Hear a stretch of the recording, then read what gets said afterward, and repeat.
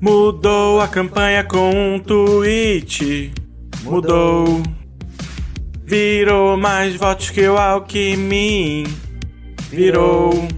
A cada hit o clã do fungo dá um chilique ou fica triste, então esse pai dos cornos não vai dormir. Pois nessa eleição nem a kamikaze faz esse verme aumentar sua aprovação, só vai cair. Só treme, treme e nem fala o nome, vem a hora do debate, ele some, o chifrudo vai tentar dar o golpe, mas esse ano sai. Só treme, treme e nem fala o nome, vem a hora do debate, ele some, o chifrudo vai tentar dar o golpe, mas esse ano sai.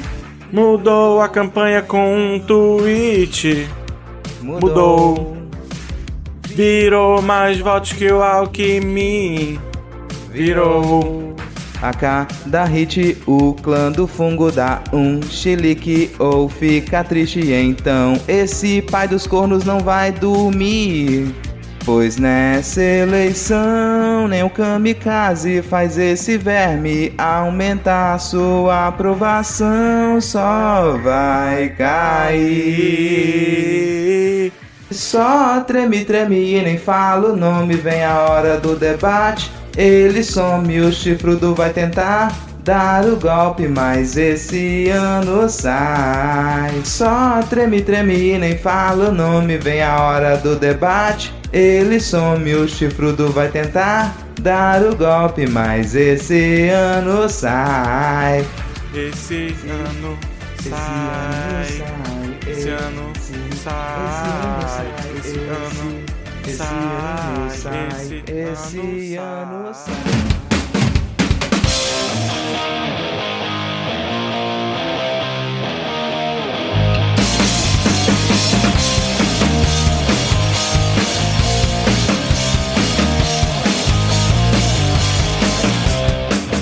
Olá, cidadão e cidadã, tudo bem? Eu sou Vitor Souza, falando diretamente do dia 12 de julho de 2022. Está começando mais um episódio do Midcast Política, no ano mais importante da nossa jovem democracia. Aqui nós debatemos os fatos que ocorreram na última semana e que influenciam no cenário da política nacional, com muita informação, pistolagem e bom humor no desespero do possível. E hoje aqui comigo temos ela, que fala diretamente da terra onde tem o Teatro Nacional Cláudio Santoro, ou Santoro, não sei. Ana Raíssa, tudo bem, Ana? Santoro, tá fechado há anos. É campanha de todo o governo do estado não, né? Do Distrito Federal. Vamos abrir o teatro e nunca, né? Saudoso teatro. Mas tudo bem não, né? Não tá. Eu vou até me adiantar ao Rodrigo, mas estamos aqui. Exatamente. Vamos seguir a apresentação porque ele está de volta falando diretamente da terra onde tem um museu de numismática do Amazonas. Diego Chinelo, tudo bem, Diego? Aqui também tem o Liceu de Artes e Ofícios Cláudio Santoro. Sério? Na minha pesquisa aqui eu não achei, cara. Não, mas é só porque o nome, né, achei engraçado. E o Museu de Numismática eu só vi metade. Eu nunca vi, porque no dia que eu fui visitar, tava fechando aí, eu não vi o resto aí. Nunca mais voltei pra terminar. Mas não, tá nada bem não. O Brasil é um caos e sei lá. É isso, cara. Nessa animação que o Brasil nos proporciona, né, cara? Fechando o nosso quarteto de hoje, falando diretamente da cidade onde tem o Teatro Carlos Gomes, construído em 1927, e o sempre animado Rodrigo Hipólito. Tudo bem, Rodrigo? Teatro Carlos Gomes, herdeiro das vigas do extinto Teatro Melpomene. Pô, pensei que era da Perimetral do Rio, cara. É, quase, mas mais antigo ali, mais antigo. Mas, cara, não tô bem e digo mais, se você tá bem, se afasta de mim, eu não quero contato com quem acha que tá bem. Se você tá feliz, se afasta de mim, tá feliz, deixa de me seguir, não fala comigo. Caramba, cara, que clima, gostoso que a gente tá começando o episódio hoje, hein? Vamos lá, lembrando que se você quiser seguir o Midcast nas redes sociais, nós estamos no Twitter e também, não estamos no Instagram, mas no Twitter com o perfil @podcastmid. Rodrigo comigo, Diego. Ana, quais são suas arrobas? Eu tô só no Twitter também, dane-se no Instagram. No Twitter eu sou @lhama porque lhama é o melhor animal. Também tô lá no Twitter, é Ana Raíssa, tudo junto, com 2 N's, 2 R's e 2 S. E 2 A's e 2 I's e tudo em 2. Eu tô no Twitter também, @garoto do Kikão, KIKO, porque pouco salsicha só põe salsicha, Kikão é um estado de espírito. E eu também tô no Instagram só pra ignorar os memes que meus amigos me mandam. E é isso aí. Então nem adianta me seguir pra mandar um beijo pra Roberta, que é nosso ouvinte, me manda uns 10 vídeos e eu vejo assim 2, desculpa. Tá bom, Pô, beijo, mas ainda vê uns 2, né, cara? O Midcast até tá no Instagram, a gente só não atualiza nada lá mesmo. E como foi bom ver a cara de felicidade de Ana Raíssa, né, ao falar a sua arroba e ter o Diego na sequência pra comentar, né, cara? Ai, saudade demais, Diego. Não era a mesma coisa sem você. Bom, se você quiser apoiar o Midcast, temos o PicPay e o Padrim. PicPay você procura lá no aplicativo, né, por Midcast. Padrim é padrim.com.br/Midcast. Temos planos de R$2 e R$5. Se você quiser escutar as paródias do Midcast em um feed exclusivo, procura aí no seu tocador de podcasts por Paródias Midcast Política, e aí você consegue uma playlist com as melhores paródias da podosfera desde 2021. Agora, sem mais delongas, vamos iniciar o episódio com o bloco... Olá, pessoal! Aqui é Lígia Colares e vim convidar vocês para participar do Relampeio. O Relampeio é um festival internacional literário relâmpago que reúne autores internacionais e nacionais da literatura insólita em debates ao vivo transmitido pelo YouTube. O evento de 2022 ocorrerá dos dias 19 a 21 de agosto. Já temos confirmadas a presença de Charlie Jane Anders, Brandon Sanderson, Felipe Castilho, Eric Novello, entre muitos outros. E tudo gratuito, trilingue e com tradução simultânea. Você pode saber mais no nosso site www.relampeio.com.br e nas nossas redes sociais. Anota aí na agenda, de 19 a 21 de agosto. Encontro vocês lá.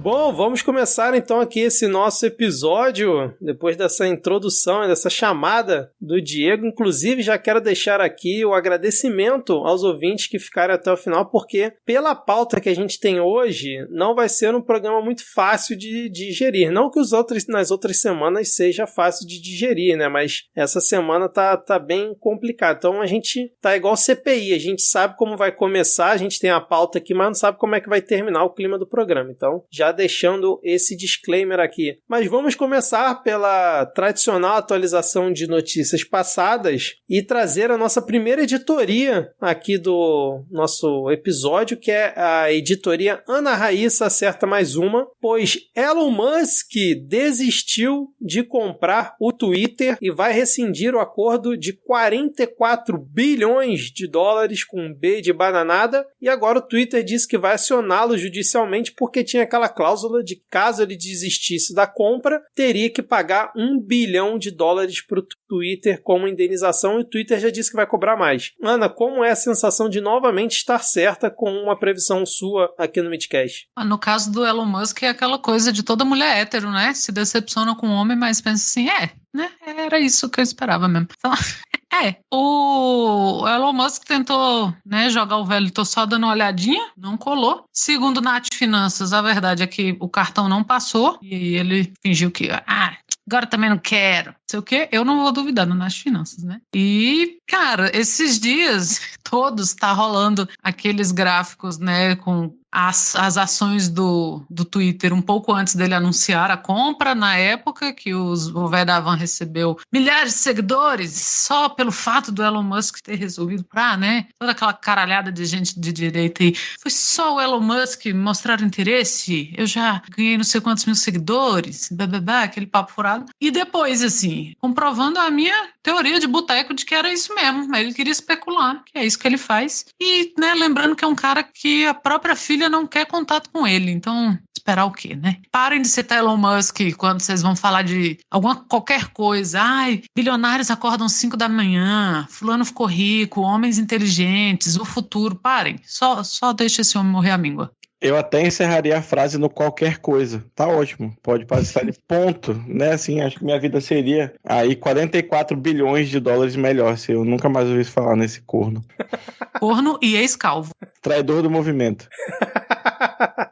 Não tancou a calvície. Rodrigo, algum Olha, comentário? agora, não, o comentário é que agora, bom, gente, vocês podem ficar tranquilos aí que o Twitter vai continuar sendo essa rede social tranquila, rede social pacífica, rede social com controle de dados ali super democrático. Que rede preza pela social liberdade de expressão. Total, cara. Agora você não precisa ficar se preocupando com ferramentas do Twitter como aquela que permite que outras pessoas denunciem uma conta de terceiros em seu nome e fique por isso mesmo. Não, agora o Twitter vai continuar sendo esse paraíso. Exatamente. Inclusive, beijos, Adi. Fique bem. Vamos seguir então para o próximo tópico, que agora vamos para a editoria Rodrigo Acerta Mais Uma, pois a LDO, a Lei de Diretrizes Orçamentárias, foi aprovada hoje, né, no Congresso Nacional, e ela estabelece as regras para a elaboração do Orçamento Geral da União no próximo ano. E adivinha só, o senador Marcos Duval do Espírito Santo retirou do texto aquela execução obrigatória das emendas de relator, né, as chamadas RP9, Orçamento Secreto, que a gente discutiu aqui nas últimas 2 semanas, e Rodrigo Hipólito manteve aqui que isso não ia passar e que ia cair em algum momento. Rodrigo, como é a sensação de novamente ter acertado uma previsão aqui? Eu queria dizer que a sensação é boa, mas eu não consigo ter uma sensação boa. No fim das contas, essas diretrizes orçamentárias, elas são a pior da história.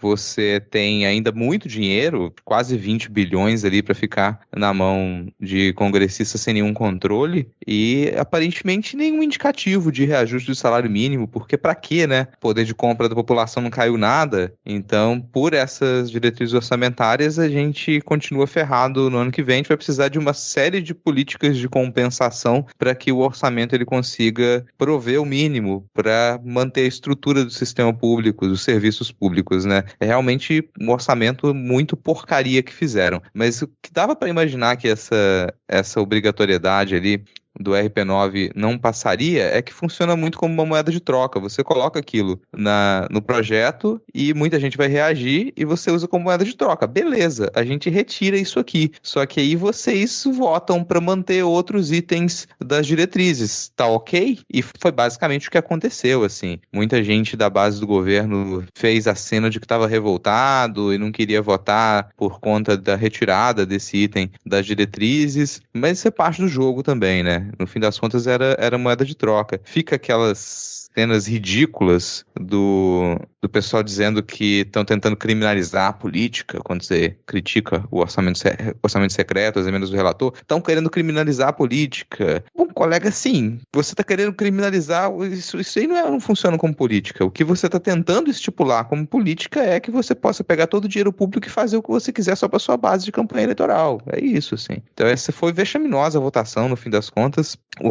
A LDO vai precisar de muito garrancho pro ano que vem para poder sustentar o sistema público, mas é isso que a gente tem. Pelo menos as emendas do relator não passaram como positivas, né? Exatamente. E aí, nessa negociação, como o Rodrigo falou, né, o famoso bode na sala, né, que eles botaram com essa imposição da RP9, né, para justamente ter essa barganha, o projeto que foi aprovado, ele abre aqui um caminho para que se oculte a autoria das emendas de relator. Tá aqui a notícia no G1, não tá na pauta, mas é que apareceu aqui para mim depois. Tá aqui, ó. O projeto aprovado nesta terça abre um novo caminho para que essas assinaturas permaneçam em sigilo. Então, qual é a ideia? Ela vai permitir que emendas possam ser posteriormente remanejadas para outras áreas do orçamento federal. Então, se uma certa emenda for, né, um certo recurso for remanejado para outra área do orçamento federal, essas assinaturas de quem solicitou esse remanejamento não precisam ser expostas. Então, a indicação dos valores e dos autores não será mais necessária. Então, imaginem o quanto que não vai ter de manobra em 2023 por conta desses remanejamentos. E como o Rodrigo muito bem falou, serão 19 bilhões em 2023 de RP9, orçamento secreto. Ana, Diego, algum comentário? Nada, tudo certo? Então vamos lá, cara. Vamos seguir aqui porque, assim, tem muita coisa bizarra nessa LDO. Vai ter o link na descrição, quem quiser dar uma lida lá no site site do próprio Senado, né? Tem todos os detalhes dos principais pontos que foram aprovados. Até tinha colocado aqui, né, se a motivação da não aprovação teria sido a denúncia sobre o Pacheco. Vocês viram isso? Que o Marcos Duval deu com a língua nos dentes aí, dizendo que recebeu a emenda gratidão de 50 milhões de reais para poder votar no Pacheco na eleição para a presidência do Senado. Emenda gratidão, cara. Os termos são ótimos, né, cara? Emenda gratidão. O que me assusta não é a emenda, não é a compra de apoio. O que me assusta é falar em gratidão no meio dessa gente, né? Mas, ô Rodrigo, você não concorda que foi uma gratidão, já que foi por intermédio de Davi Alcolumbre, que era o presidente anterior do Senado? Qual o seu problema com a gratidão, cara? Hashtag gratidão. Sim, é porque você pode substituir a gratidão por corrupção também. É outro nome que a gente costuma dar para isso. Quando você vende o seu voto, você participa de um processo de corrupção, que foi basicamente o que o Marcos Duval fez. Ele vendeu o voto dele. Mas eu gosto desse vídeo, para quem não assistiu, foi numa entrevista, e não foi uma denúncia, né? O Vitor brincou aqui agora, mas para ser bem explícito, ele escorregou numa pergunta, deu com a língua nos dentes, falou isso, depois tentou voltar atrás, mas a entrevistadora, não lembro o nome do jornalista agora, ela puxou o fio, não falou não, isso é corrupção que você fez. E depois disso, claro, muita gente foi atrás de outros problemas ali envolvidos nessa compra de voto, nessas emendas de gratidão, e aí sim já tem algumas denúncias, alguns pedidos de investigação rolando. Mas é engraçado o vídeo porque ele entra em desespero. Depois que ele fala e ele percebe o que ele disse, ele fala, caralho, eu acabei de admitir um crime publicamente, em rede aberta. Admitiu um crime. E é curioso, porque normalmente essa galera admite crime e não tá nem aí. Fala que tá cometendo crime como qualquer segunda-feira. Pra eles é isso mesmo. Mas ele se surpreendeu, porque ele não tava esperando que... Ele não talvez nem lembrasse tanta coisa, né? Ele nem lembrava que ele tinha cometido esse crime. São tantos crimes, né, cara? Não, e isso porque ele é o nosso SWAT brasileiro, né, cara? Imagina se não fosse. Como é que ele ia se livrar dessa situação. E aí o Rodrigo comentou o pedido de investigação, o Alessandro Vieira pediu a abertura de investigação por quebra de decoro contra o Pacheco no Conselho de Ética do Senado, e hoje ele pediu investigação ao STF, né, para justamente investigar o Pacheco, o Alcolumbre e o Marcos Duval. E ontem foi delicioso, porque o Pacheco, na sessão que teve no Senado, ele botou o Marcos Duval do lado dele, não sei se vocês viram isso, e aí o Alessandro Vieira estava remoto, provavelmente está em campanha lá no estado dele, pegou o momento de fala e, cara, atacou o Pacheco assim abertamente, foi pra trocação aberta, falou que era corrupção que estava sendo feito, que era um absurdo aquilo, e aí o Pacheco, naquele jeito mineiro dele, tentou ali apaziguar, tentou defender o Senado, falando que não se podia criminalizar algo que era um projeto de lei, estava completamente correto e tal, mas eu gostei, cara, gostei da investida ali do Alessandro Vieira e da tentativa do Pacheco de normalizar a situação, botando o Marcos Duval do lado dele ali na mesa do Senado. Eu não sei se o Marcos Duval faz parte da mesa diretora do Senado, né? Vou até pesquisar aqui para não estar falando nenhuma bobagem. Mais algum comentário sobre esse caso ou podemos seguir? Podemos seguir? Bom, falando ainda em Senado, cara, a gente teve uma das cenas assim mais...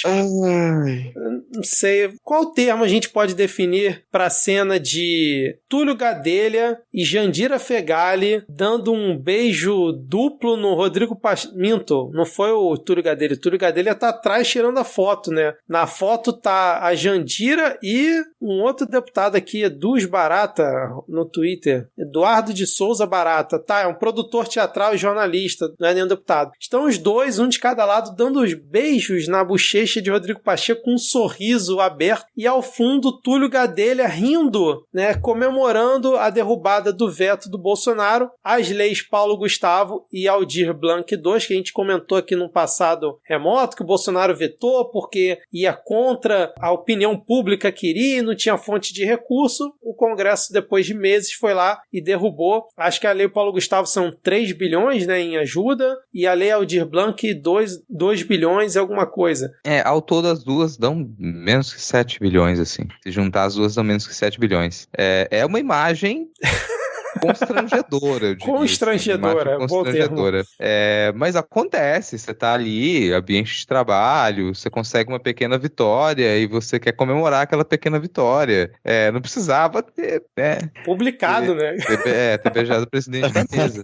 Mas vai lá, você tá emocionado, acontece, gente. Tem coisas Rodrigo, muito mais vexaminosas que acontecem por aí. Não, seria vexaminosa se fosse na mesa de um bar. Sabe? Tipo, happy hour, não sei o que, a galera do trampo aqui aí ia ser vexaminosa. Olha, tem que ver, assim. É aquela coisa que cada um dê a sua definição, porque puta merda. Eu olhei aqui, mesa diretora do Senado, e o Marcos Duval não faz parte da mesa diretora, então ele tava lá do lado do Pacheco, não sei fazendo o quê, e me surpreende que o Romário é o segundo vice-presidente da comissão diretora aqui do Senado. Meu Deus do céu, cara. Romário. Cara, você se surpreende fácil, mas... Cara, voltando aos vetos... Todo mundo é algum vice-presidente de alguma coisa nessa história. Tem isso também. De mesa, de comissão, vai ter sempre espaço pra alguém. Bom, eles têm que trabalhar, né? Tem que assumir alguma função lá, tem que pelo menos assinar um documento.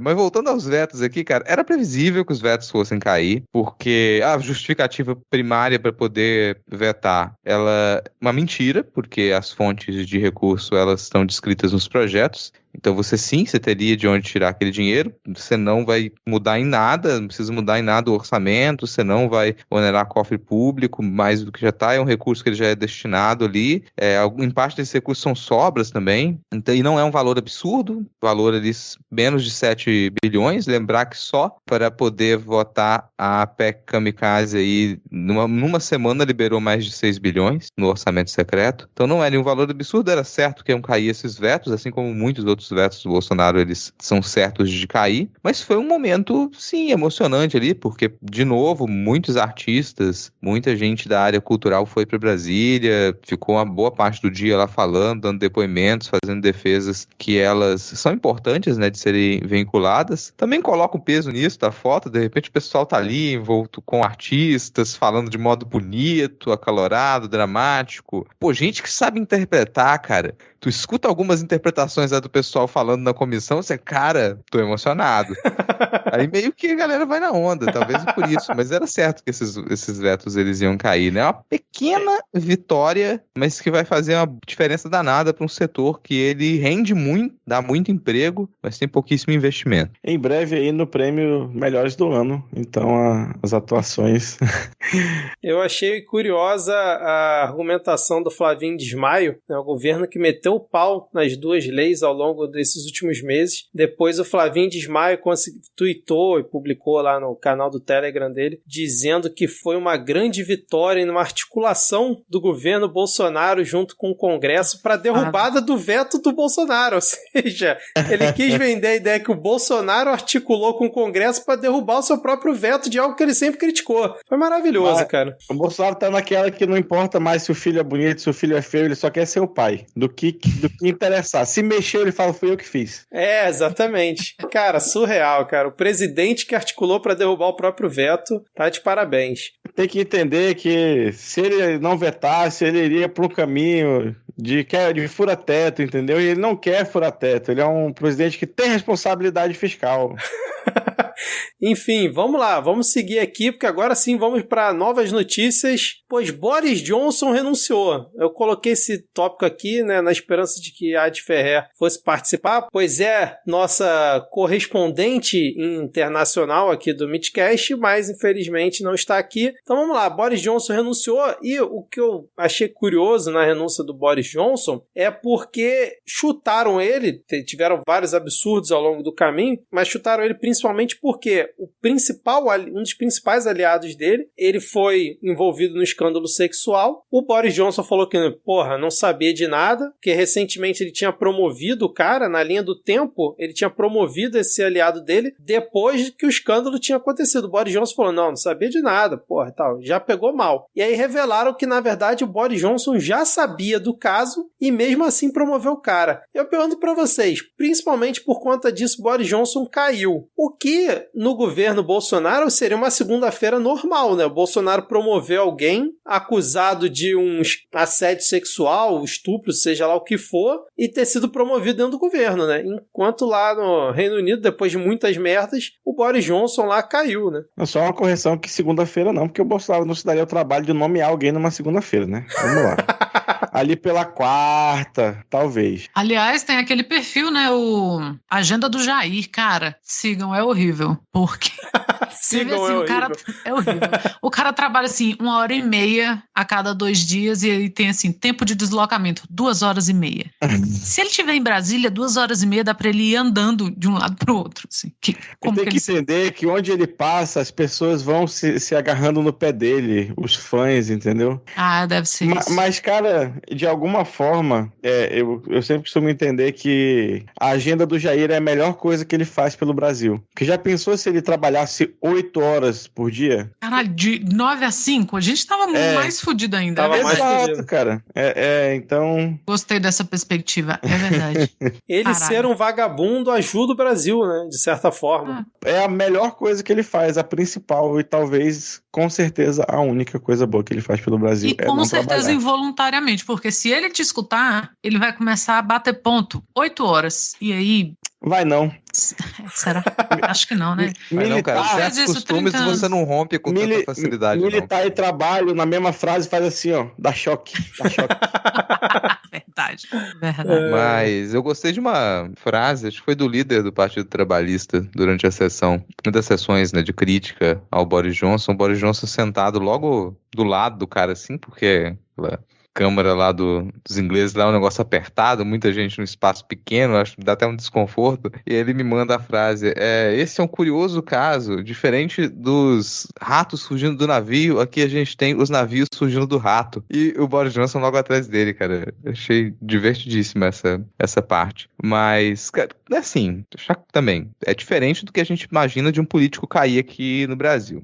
Guardada todas as proporções e diferenças, algumas elas ainda têm que ser citadas. O mandato é do Partido Conservador, então o que o Boris Johnson fez foi, olha, eu tô saindo aqui, mas um outro cara do meu partido vai continuar aqui no governo. Sim, e escolhido entre eles, inclusive. Não tinha um papinho de antecipar a eleição, não rolou? Não, mais ou menos. O que acontece, bom, o Partido Conservador pode indicar alguém para ocupar o cargo de primeiro-ministro. O problema são as disputas dentro do Partido Conservador. Se eles não conseguirem indicar alguém, aí você tem que abrir nova eleição. E o negócio é quem vai querer. Eu não sei se conseguiram já indicar alguém. Não, então, tava escutando, acho que foi no Petit Jornal, que parece que tem 11 candidatos internos lá no partido. Não sei quais que vão ali pra reta final. Mas acho que essa questão da eleição que o Diego tava comentando é que era uma das opções pro Boris Johnson, ao invés de renunciar, convocar a eleição antecipada, entendeu? Mas aí ele não fez e decidiu renunciar. Mas acho que ele fica até, acho que é início de setembro, né? Até ter a transição ali. Mas eu achei muito curioso, assim, quando nos podcasts, no noticiário, foi elencando os motivos pelo que o Boris Johnson caiu, né? Porque, deu festinha no meio da pandemia, enquanto estava todo mundo trancado, né? Fez isso, fez aquilo, acobertou assédio sexual. Cara, Bolsonaro, sei lá, em uma semana já quebra fácil. Sabe o que é engraçado quando a gente pensa no comparativo? É porque esses casos, esses escândalos lá, a grande questão não foi exatamente fazer as festinhas. A grande questão é que ele mentiu sobre isso. E aí chamou o voto de desconfiança. Exato. E agora ele mentiu de novo. Ou seja, o cara caiu por mentir. Por mentir,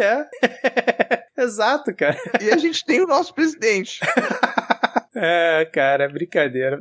Assim, a gente sabe que não dá pra comparar, como o Rodrigo falou, mas é muito curioso, né, cara? Quando a gente se vê na merda que a gente tá e vê o que acontece em outros países. Bom, vamos lá. Outra notícia aqui, que acho que foi até o Diego que trouxe lá no nosso grupo. Exército hasteia bandeira nazista em escola. Exatamente isso. Foi aqui no Rio de Janeiro, óbvio, né? Que tinha que ser no Rio de Janeiro. Lá no Colégio Militar, fica no bairro do Maracanã, eles acharam a bandeira bandeira nazista, segundo o Colégio Militar divulgou, por conta de uma encenação sobre a criação da Força Expedicionária Brasileira, que lutou contra a Alemanha e seus aliados durante a Segunda Guerra Mundial. E aí a encenação contou com a bandeira nazista, participação de civis militares, e em um dos momentos da atividade houve até uma saudação ao ditador Adolf Hitler. Cara, eu tô rindo de nervoso aqui porque é inacreditável uma merda dessa, né? E eu quero ver agora essa esquerdinha falar que o exército brasileiro não tem compromisso com a história, que ele fica contando versões alternativas e querendo reescrever a historiografia mundial. Fala isso agora, fala. Eu quero saber quem é que tinha essa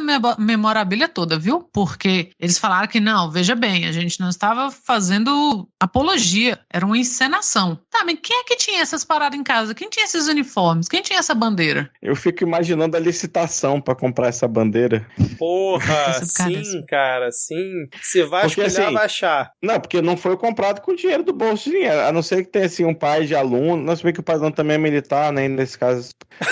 Mas do bolso pessoal da pessoa não saiu, então foi comprado. Pois eu aposto que pode ter sido, viu? Opa, já tinha aqui em casa, eu levo. Ah, não, pô, aqui, não, dá tranquilo, aqui em casa tem o uniforme completo da SS que eu comprei por acaso, assim, né, e esse leilão de Storage Unit, aí tinha lá dentro, e eu guardei e coloquei na sala da minha casa, menino, olha que coisa.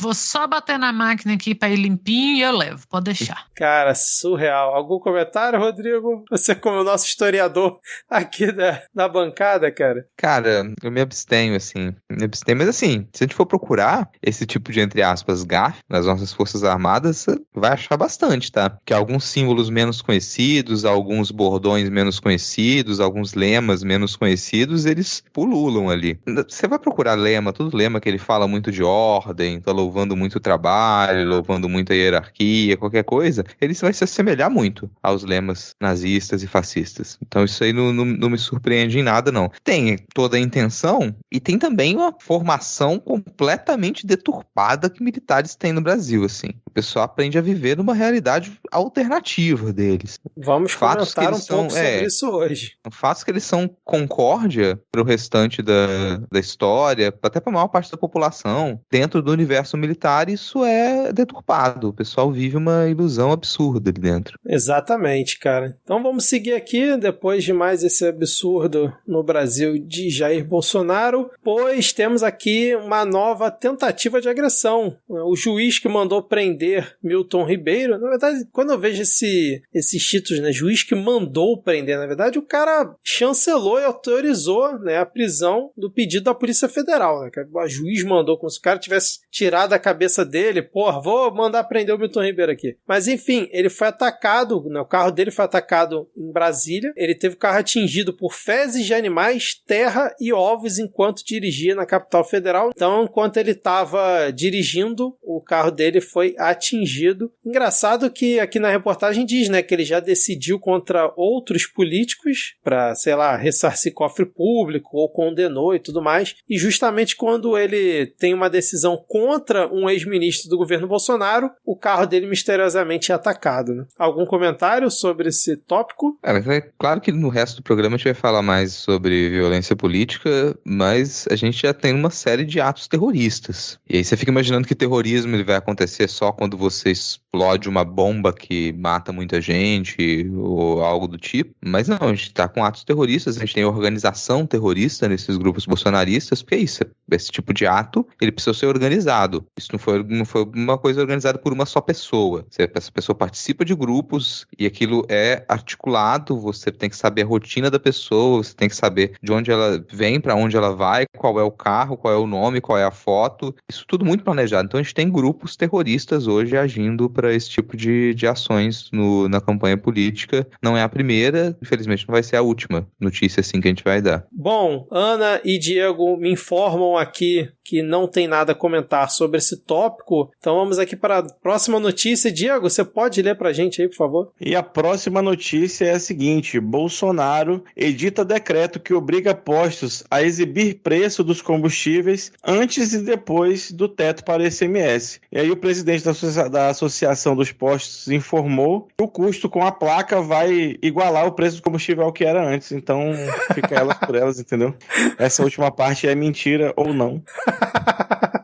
Eu não duvidaria ter uma justificação dessa, cara, uma justificativa dessa, né? Eu achei engraçado que esse foi um decreto que é um não decreto, porque ele não prevê penalização nenhuma para os postos que não cumprirem determinação do governo. Então, a não ser que o dono do posto seja um bolsonarista ferrenho, tipo aquele cara que deu banho no carro com gasolina, não sei se vocês viram esse vídeo, né? Quanto abastecia, por que o dono do posto, né, tendo que divulgar o preço dele, né, divulgar que o dele é mais barato do que o do concorrente, vai gastar placa, vai gastar dinheiro produzindo um negócio, um pôster para exibir preço antes e depois da derrubada do teto do ICMS. O cara quer vender gasolina e ter mais lucro, né, cara? Fofinho, Vitor, você dizendo que tem concorrente no posto de gasolina. Eu não sei como é que é aí pra onde vocês moram, né? Aqui em Brasília não tem, não. É verdade, cara. Mas assim... assim, o cara vai só confundir, né? Porque você tá passando ali. Você não tá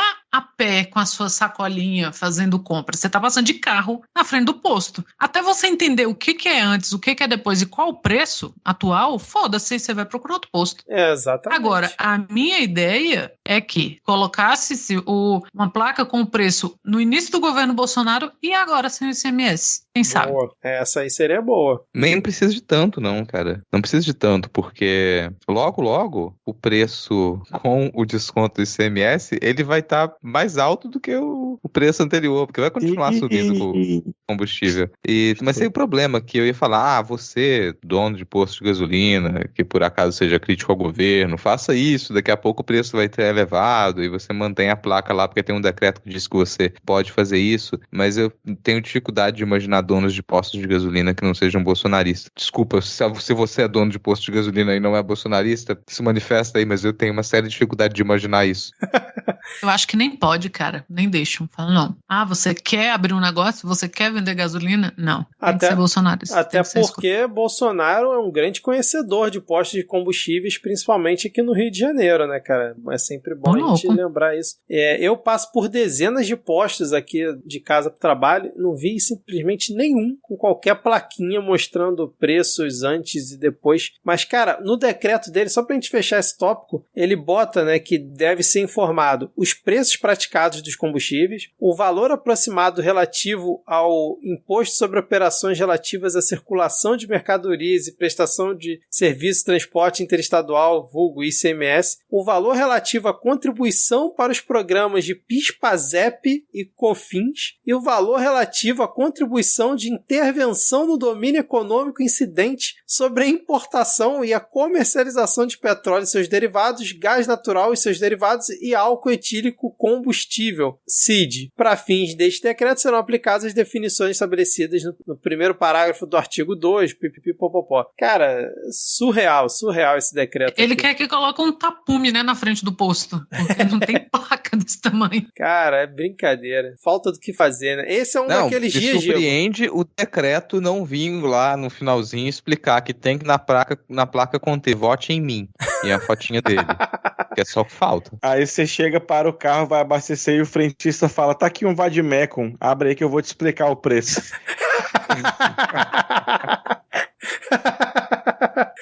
Ai, meu Deus do céu, cara, que inferno. Bom, vamos então aqui pro nosso último tópico desse primeiro bloco, cara, pois eu vou tentar não rir ao ler essa manchete, tá? Militares preparam programa próprio de fiscalização da eleição e provocam TSE. Plano das Forças Armadas será dividido em 8 etapas, que seguem fases do processo eleitoral, incluindo lacração das urnas, testes de autenticidade, militares jamais solicitaram dados à corte, no caso ao TSE. E aí você pensa assim, não, isso aí deve ter sido um grande furo jornalístico, né, que porra, algum jornalista aí do Estadão ou da Folha conseguiu, né, lá do grupo de WhatsApp e tá trazendo aqui pra gente. Não, eu vou ler aqui uma aspas do ministro da Defesa, Paulo Sérgio Nogueira, em audiência na Câmara dos Deputados. Vamos lá, abre aspas. Estamos com um plano de ação para cada uma dessas 8 fases, para que na hora da fase propriamente dita, por exemplo, na lacração do sistema, estejamos presentes para perguntar,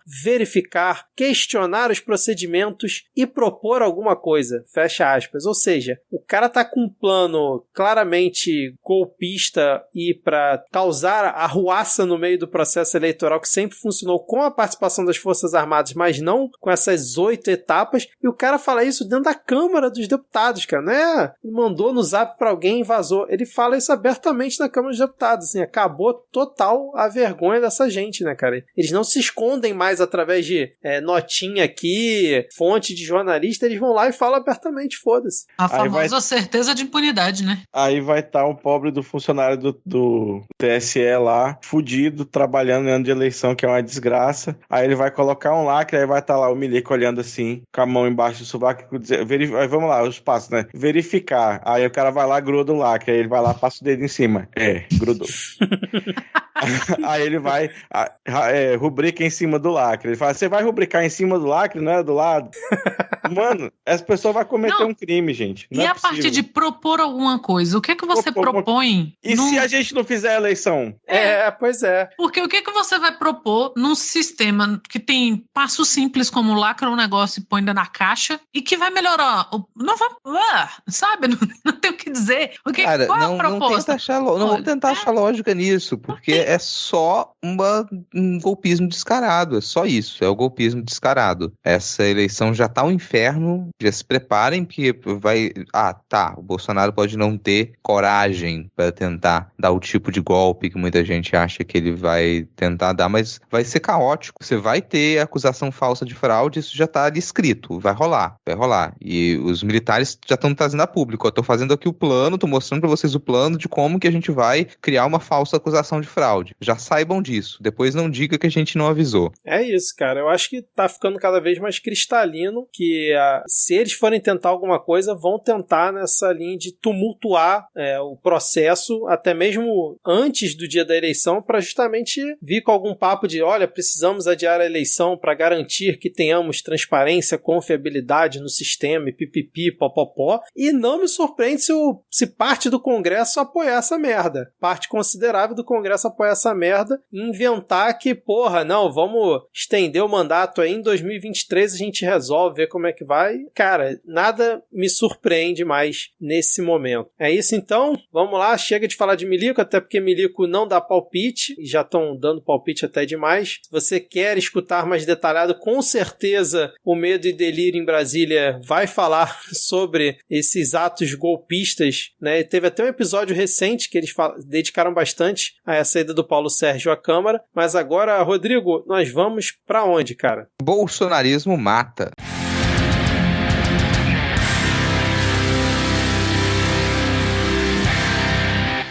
Vai começar aqui o ponto da pauta. No final do bloco anterior, o Vitor falou, vou tentar ler a manchete sem rir. Eu acho que era melhor você ter tentado rir, porque ia ser a última risada que ia dar nesse episódio, provavelmente, né? A primeira notícia que a gente vai comentar nesse bloco é a notícia que é a notícia da semana, assim. Acho que todo mundo acompanhou o que aconteceu em Foz do Iguaçu, o assassinato do guarda municipal, Marcelo Arruda, que no seu aniversário de 50 anos, ele foi assassinado pelo agente penitenciário bolsonarista Jorge José da Rocha Guaranho. Esse crime foi filmado, então isso também ajudou a repercutir, porque você tem as imagens do assassinato, um crime nitidamente vinculado aos preceitos do bolsonarismo e a tudo o que o presidente Bolsonaro prega desde antes da sua eleição, que fez parte da sua campanha. Então isso está ali na motivação para esse tipo de crime político, para esse tipo de assassinato. Isso gerou uma consternação no cenário político, no cenário nacional como um todo. A gente, de início, imaginou que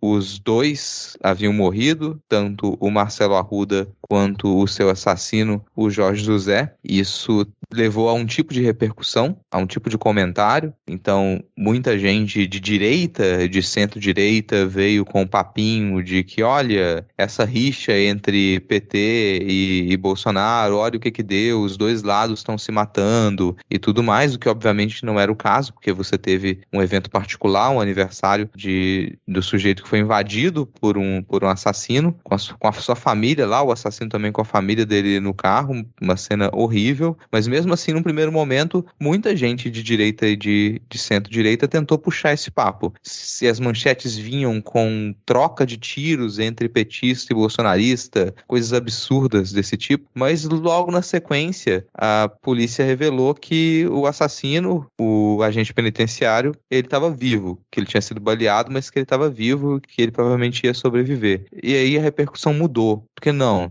foram duas mortes por conta de uma rixa política. Não tinha mais como desviar do fato, e o fato foi por motivação política, um bolsonarista assassinou um guarda municipal na sua festa de aniversário. E bolsonarismo mata. A ideia bolsonarista que se defende dentro do bolsonarismo é a morte da esquerda. Com essas palavras, não é uma coisa que a gente inventa, não é uma coisa que precisa ser interpretada. A política bolsonarista defende a morte de esquerdistas, defende metralhar petistas. Essas palavras, elas saíram da boca do presidente da República em diversos momentos. Depois que o caso ele já tinha repercutido bastante, a delegada do caso ela também foi afastada porque se verificou que ela já tinha feito postagens de apoio ao governo Bolsonaro, postagens antipetistas, e que ela não poderia cuidar do caso nessa situação.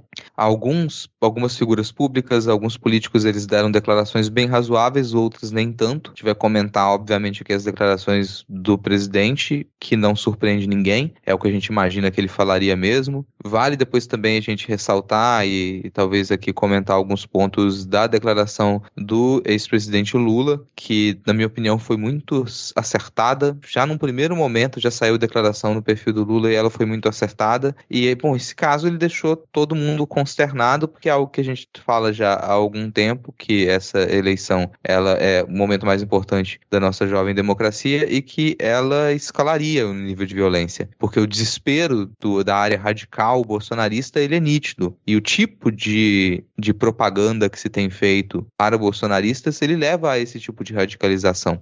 Os atos terroristas que a gente comentou em outros momentos aqui, que não resultaram em tiro, em morte, em feridos, eles fazem parte desse processo, que ele é também um modo de tumultuar a eleição, mas em primeiro plano ele é uma agressão direta a petistas, à esquerda e a qualquer tentativa de fazer frente a esse governo que a gente critica o tempo todo. Então você pensa, a partir disso, eu vou ter liberdade para poder exercer meu posicionamento político, eu vou ter liberdade para vir a público e fazer uma crítica ao governo, eu vou ter liberdade para poder sair na rua com uma cor de camisa. Isso assusta, isso dá medo, com razão isso dá medo. Infelizmente é muito provável que isso vá continuar a acontecer nessa campanha eleitoral. Vale lembrar que também, antes de eu dar a palavra para vocês, que não é a primeira morte na mão de bolsonaristas e por conta do discurso bolsonarista. Então, desde a campanha presidencial de 2018, muitas situações de violência e algumas de morte, elas aconteceram. E mesmo mortes que você vai imaginar que elas não estão ligadas diretamente ao discurso do presidente, como foram as mortes do Bruno e do Dom Phillips, de certa maneira elas estão, porque se você tem um discurso presidencial que ele apoia o tipo de crime que ele domina, o Vale do Javari, por exemplo, você permite que se fragilize políticas que preservam a vida dessas pessoas. Então sim, você tem outras mortes que elas estão no bojo do discurso bolsonarista. Essa foi a mais recente dela e que, bom,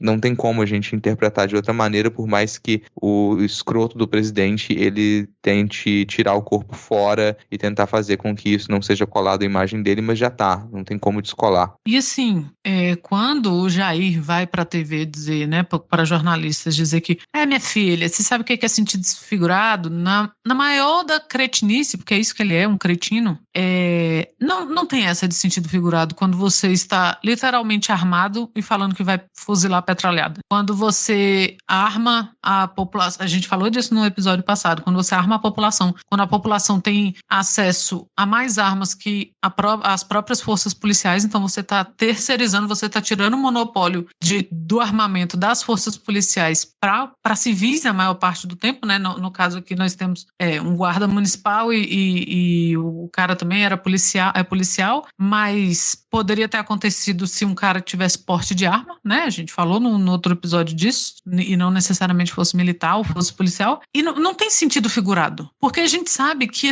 ele não tem configuração cerebral para fazer nada no sentido figurado. Esse tipo de discurso bolsonarista é o tipo do discurso concreto. Você não tem extrapolação, você não tem sentido figurado, você não tem nada sutil, sabe? Não é um discurso sutil, não é um discurso que usa de sentido figurado. Nunca foi e não vai ser nesse sentido. Não vai ser, especificamente agora, virou um sentido figurado. Não. O cara que anda armado, o cara que fala em fuzilar, o cara que o símbolo de sua campanha é a arminha com a mão, ele está falando de arma. Ele está falando de dar tiro, ele está falando de matar, ele está falando de acabar com literalmente, quando fala de acabar com a esquerda, é acabar literalmente. Mas eu gosto sempre de lembrar também que, se por acaso, né, você é bolsonarista, está ouvindo isso por algum motivo, e você pensa, mas foda-se, vai acabar com a esquerdalha, com a petralhada, não comigo. Esse discurso, ele se vira muito fácil contra qualquer um. Porque a gente, no início, tinha, e foi até uma brincadeira que foi deixada para trás, porque acabou ficando meio trágica, mas no início fazia assim, listas, né, do comunista, agora fulano também é comunista, Renato Azevedo virou comunista, então você pega bastiões da direita e até mesmo do reacionarismo que de repente foram acusados de comunismo, de esquerdismo, porque ninguém está salvo. É um discurso, o discurso bolsonarista é um discurso que ninguém está salvo de ser alvo dele. Então não adianta, você pode fazer o que for, você pode andar com a toalha inexistente do mito nas costas o tempo todo, uma hora vai sobrar pra você. Você não tá salvo, não é porque você tá lambendo bota que uma hora, sabe, a própria Globo apoiou, as mídias tradicionais apoiaram a candidatura do Bolsonaro e foram as primeiras a receberem peste de comunismo, de o que for. Então, não existe assim, ninguém tá salvo, é um discurso que ninguém tá salvo. E como o Freixo sempre fala, assim,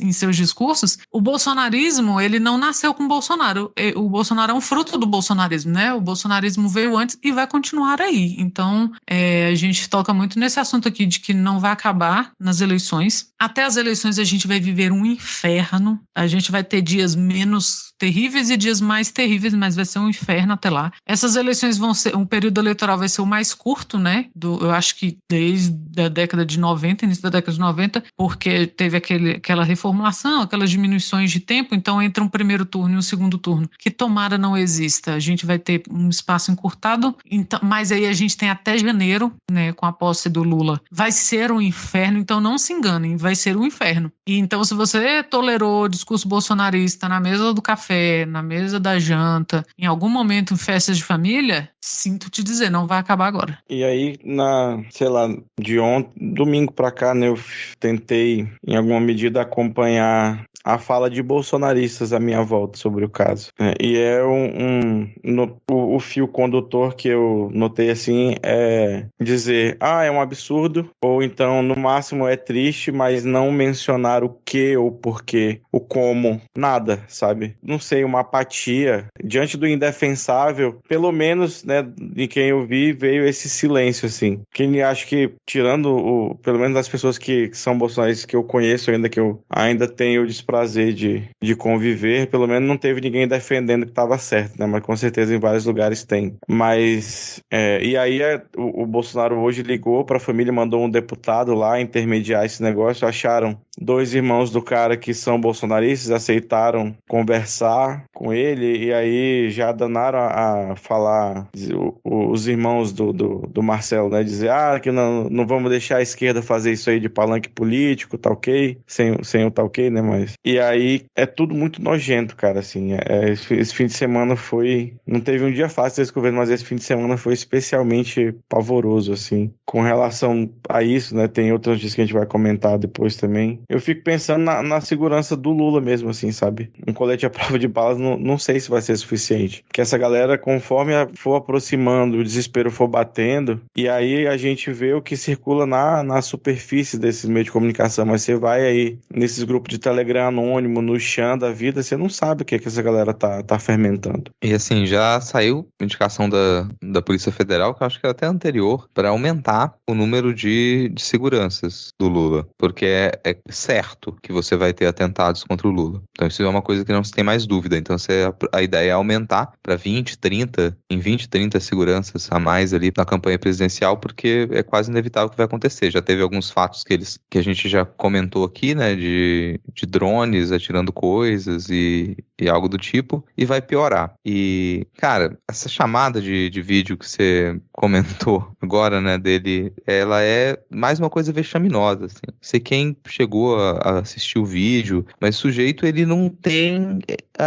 tudo que ele fala no vídeo, na chamada, olha, vocês podiam vir aqui em Brasília pra gente fazer uma coletiva pra falar a verdade, porque a imprensa tá mentindo e tá dizendo que é culpa minha. Não tem nenhuma mensagem de condolência, nada. É só falar, olha, tudo gira vocês em torno podiam vir aqui dele, trabalhar né? pra mim.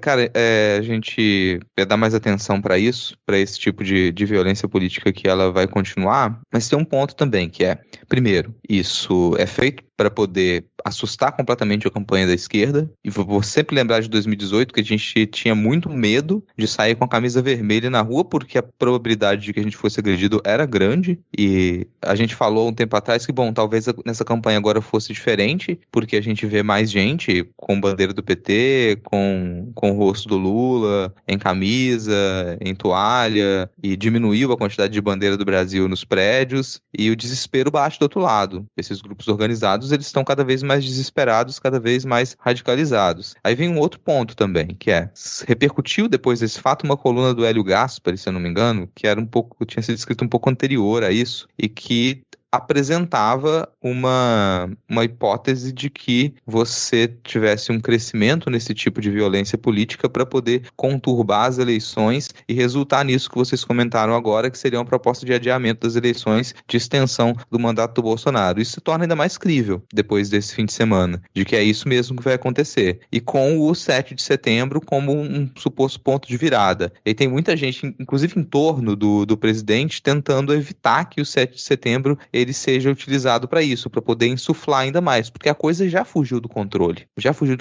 Mesmo a base da campanha do Bolsonaro já sentiu isso. Peraí, fugiu do controle e é esse caminho que a gente vai tomar, porque é um caminho sem volta. Se você toma esse caminho agora, você cria uma campanha absolutamente violenta, com mais mortes. Isso repercute mal para a campanha do Bolsonaro, que pode perder em primeiro turno por essa repercussão negativa, e você não tem nenhuma alternativa ali para essa base, para o tipo de articulação que ele vai fazer. Então essas próximas semanas elas vão ser decisivas para o tipo de campanha que vai ser adotada. A gente continua muito receoso para esse 7 de setembro, o que vai acontecer ali, e se o que está descrito nessa coluna do Hélio Gaspari ele se verificar, então essa coisa vai ser até pior do que a gente às vezes tem pintado, porque o risco é muito grande, a violência vai crescer, e já com o menor interesse de apontar uma fraude, mas não, olha, não vamos só apontar uma fraude não, vamos invalidar essa eleição e vamos estender esse mandato para sabe-se lá o que vem depois, porque se você adia a eleição, estende o mandato do Bolsonaro, o próximo passo dele tem que ser ainda mais radical, e o seguinte ainda mais radical, e aí não tem mais como parar, e a discussão é dentro da base governista, senadores e deputados, quem é que vai apoiar isso? Cara, a impressão que eu fico às vezes que mesmo com a PEC Kamikaze, o Bolsonaro meio que já desistiu de tentar ganhar no voto. Pra mim tá ficando claro a cada semana. Ele vai realmente criar alguma confusão, algum fato novo, extraordinário, pra tumultuar o jogo, e aí resta saber se vai dar certo ou não. Tanto que eles estão preparando um evento teste do golpismo, né? 31 de julho eles estão convocando manifestação pra justamente lotar as ruas de São Paulo e Brasília, num ato que seja maior do que foi no 7 de setembro. Então eles já estão preparando o terreno, sabe-se lá o que já pode acontecer aí, alguma confusão, uma coisa específica para plantar a semente para o 7 de setembro. Dá para esperar qualquer coisa. E aí eu fico lembrando que no 7 de setembro do ano passado, eu acho que foi um dos que comentei, não sei se o resto da bancada concordou, mas eu falei, depois desse recuo do Bolsonaro, né, quando ele assinou a cartinha lá junto com o Temer, e que no 7 de setembro efetivamente ele não fez nada, eu falei, depois disso o Bolsonaro não tenta mais nada, porque o povo dele estava todo na rua, com apoio, com eu autorizo, o cacete a 4, e ele simplesmente não fez nada, ainda teve que voltar atrás com o Xandão. Mas aí passa-se quase um ano e a gente está de novo na mesma situação, cara, na mesma situação de esperar que a gente tenha, de esperar que o pior aconteça pelos próximos meses e talvez no 7 de setembro. Então a gente não sai desse ciclo, né? E aí vocês estavam comentando de violência política que não começou de hoje, o bolsonarismo não começou de hoje, e eu me lembro sempre de Kim Kataguiri, na Avenida Paulista, em 2014, falando que tinha que dar um tiro na cabeça do PT. E essa é uma frase que, dentre outros, ajudou muito a radicalizar a base que era muito do MBL, de toda essa, entre aspas, nova direita, que depois o Bolsonaro cooptou e tornou ainda mais radical. Então é sempre bom a gente, assim como a gente sempre lembra do Aécio, é sempre bom a gente lembrar também do mal que o MBL fez, né? E aí depois, quando eles quiseram começar a participar de protestos contra o Bolsonaro e não conseguiram, aí ficaram falando que a esquerda é muito hostil, que a esquerda é hostil. Eles tentaram participar dos protestos e a esquerda tinha sido hostil com o MBL. É por isso que eu defendo que o papel social do PCO é sentar porrada nesse filho da puta quando tenta colar em evento, em manifestação, no que quer que seja, porque o cara falou isso, não foi a única vez que ele falou em dar tiro, em matar, tem que acabar, que petista isso, que esquerdista aquilo, e aí depois, ora, vocês estão sendo hostis, a gente também quer se manifestar. Ah, pelo amor de Deus. É, cara, e essa tragédia do Marcelo, né, do assassinato do Marcelo, ela é nojenta do início ao fim, né? Primeiro o bolsonarista vai, ao que tudo indica, né, pelo que está sendo mostrado até agora, quando a gente está gravando, ele vai ao evento, aparece lá já no final do evento praticamente, não é conhecido da família, e ele vai com a família dele, com uma criança, acho que é de colo ainda, não sei, a esposa, ameaça o pessoal, puxa uma arma, né, aí aparece que a esposa tentou dissuadir ele e depois ele acabou voltando. E aí o pessoal pega um fato que parece que o Marcelo teria jogado terra nele, né, ou jogou um copo de cerveja, alguma coisa que ele tava na mão para poder meio que, né, sair da mira do cara, e com base nisso começaram a minimizar o que tinha, a parte bolsonarista, né, minimizar o que tinha acontecido e tentar culpar a vítima, como se tipo assim, não, o Marcelo é que provocou, o Marcelo fez isso, o Marcelo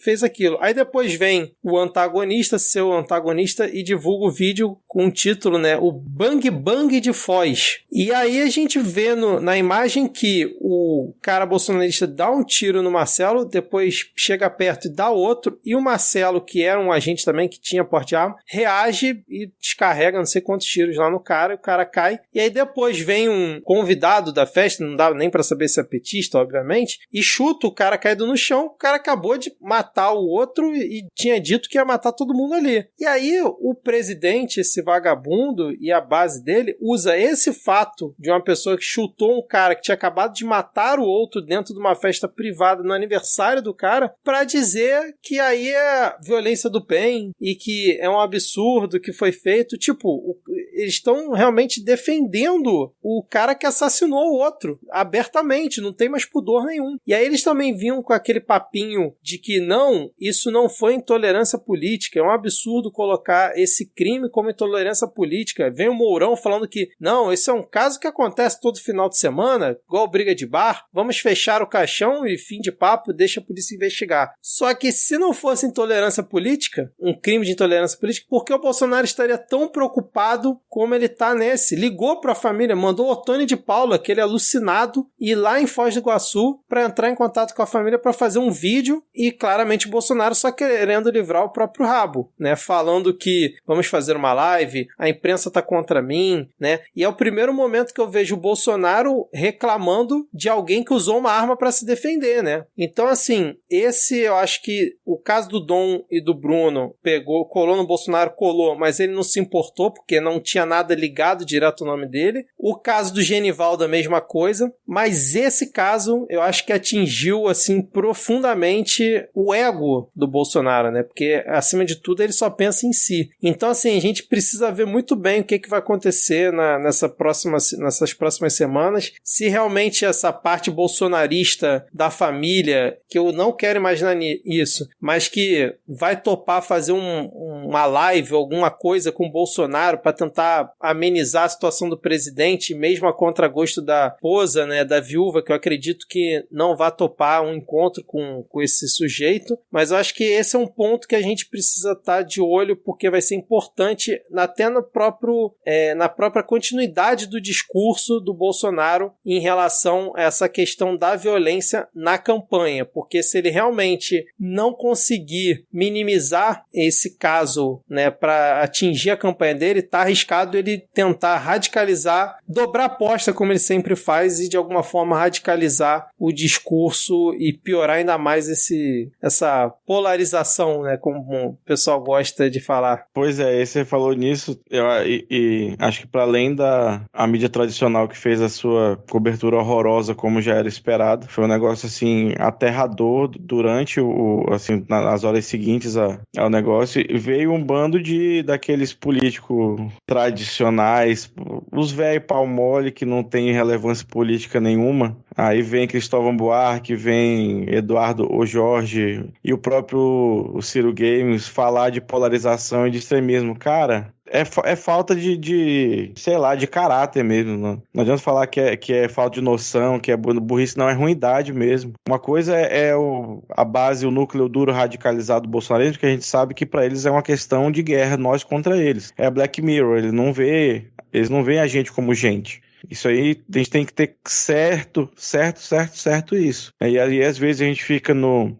papinho de querer entender, compreender. Cara, eu acho que tá chegando um ponto que, não que eu defenda a violência de qualquer forma, mas a gente tem que estar esperto, porque eles não vão olhar pra gente com compaixão. O cara deu um tiro e deu outro, não foi pra brincar, não foi um tiro pra cima, que mesmo assim seria absurdo. Ele falou, eu vou te matar, e pegou a arma, voltou e matou. E aí você vem falar em polarização, em extremismo, tomar no cu, cara. E assim, não tenho que... Eu tô ficando, sei lá, tá me faltando paciência com esse negócio de um caso que tem uma porra de um vídeo e ficar nessa, vamos investigar, apurar o que aconteceu. Igual aconteceu no caso do Genivaldo, né? Genivaldo. Porra, cara, tem o vídeo, tem 30 testemunhas falando a mesma bosta. Aí, vamos apurar o que aconteceu, aí o Bolsonaro me pega, dá RT no negócio que ele publicou em 2018, que não diz caralho nenhum, dizendo que ele não quer apoio de gente que é violenta, então se mata, porque mais violento do que você, eu não sei quem que pode ser, né?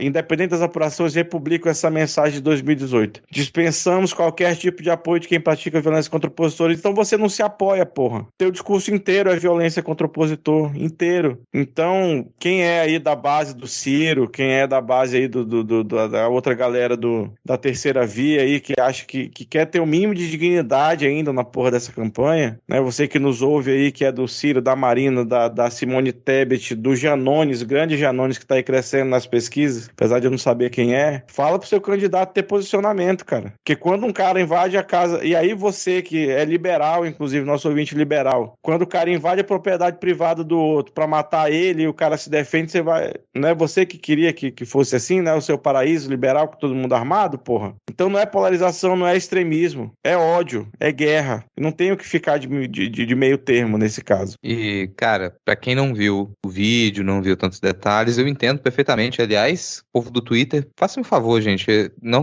precisa transformar o feed dos outros em um editorial de Brasil Urgente, de Balanço Geral, de Jornal Pinga Sangue. Não precisa ficar dando RT em vídeo de gente cometendo violência, tá? A notícia comenta, mas Não precisa ficar repercutindo esse conteúdo gráfico. Mas no caso, a gente tem um aniversário temático, porque era um tesoureiro do PT de Foz do Iguaçu, e ele fez o aniversário temático dele como militante do PT com motivo PT. Então você tem um aniversário com as cores do PT, com a imagem do Lula, com os símbolos do PT, com a estrela, um aniversário temático do PT. E um bolsonarista invade esse aniversário por quê? Porque ele não quer que exista petista. Ele invade esse aniversário gritando slogans do Bolsonaro, ele atira e mata uma pessoa. E você me quer investigar, quer tergiversar, quer falar qualquer coisa sobre polarização, sobre radicalização de ambos os lados, sobre ser ou não ser um crime político, não tem conversa com alguém que vem com um papo desse, cara. Foda-se, não tem como conversar com uma pessoa que acha que existe como discutir esse assunto. Não tem. A gente tá diante de um crime muito nítido, o que aconteceu ali. Você pode investigar detalhes da situação, porque a polícia precisa investigar, mas a motivação do crime, ela é explícita. Ela tá ali, ela tá dada. Como que o crime aconteceu, tá dado. Como o Diego falou, tem vídeo. Então, como o crime aconteceu, está dado. Você não tem o que conversar.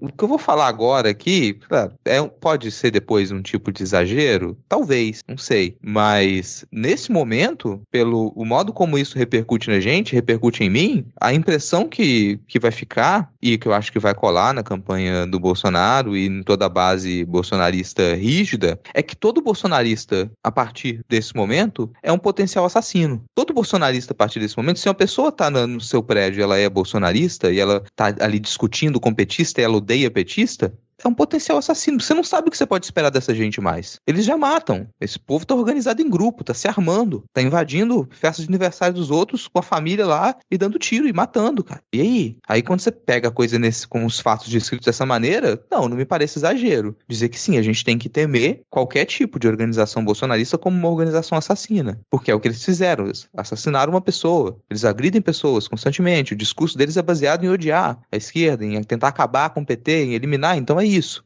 É esse o nível de medo que a gente precisa ter desse povo. Além disso, e aí vem para essa campanha política, que é, se o seu candidato, que não é o Lula, nem o Bolsonaro, se ele ainda continua a acreditar que nessa campanha é possível construir algum outro tipo de via, que existe alguma alternativa, você vem com o discurso de que, peraí, nem um lado nem outro, ele tá mentindo pra você, cara. Como o Diego falou, isso é mau caratismo, não tem posicionamento ali de panos quentes. A gente já chegou num ponto em que ou você entende que é necessário apoiar a campanha do Lula para que a gente vença em primeiro turno, diminua as chances de que a gente tenha um outro tipo de golpe pela frente, diminua as chances de que a gente tenha um tipo de adiamento dessa eleição, alguma acusação infundada de fraude. Cara, se você não entendeu isso a essa altura do campeonato, é mau caratismo. Você tá com a intenção de ver as pessoas sofrerem, de ver mais cenas de violência. Isso vale para qualquer tipo de candidato. Ou você tá apoiando o golpismo e a violência bolsonarista, ou você tá apoiando a única alternativa que a gente tem de tentar sair desse buraco, de ter alguma chance pro próximo ano, pros próximos anos. E eu sempre fico impressionado com a falta de empatia do Bolsonaro. Eu sei que eu não deveria mais me impressionar, mas a cada caso bizarro e a cada tragédia que ocorre, a falta de empatia dele, sim, chega num novo patamar. Essa da ligação dele pra família, enfim. Mas eu queria ler aqui pra galera que ainda acha que existe polarização, dois lados da mesma moeda, né? Eu queria ler o tweet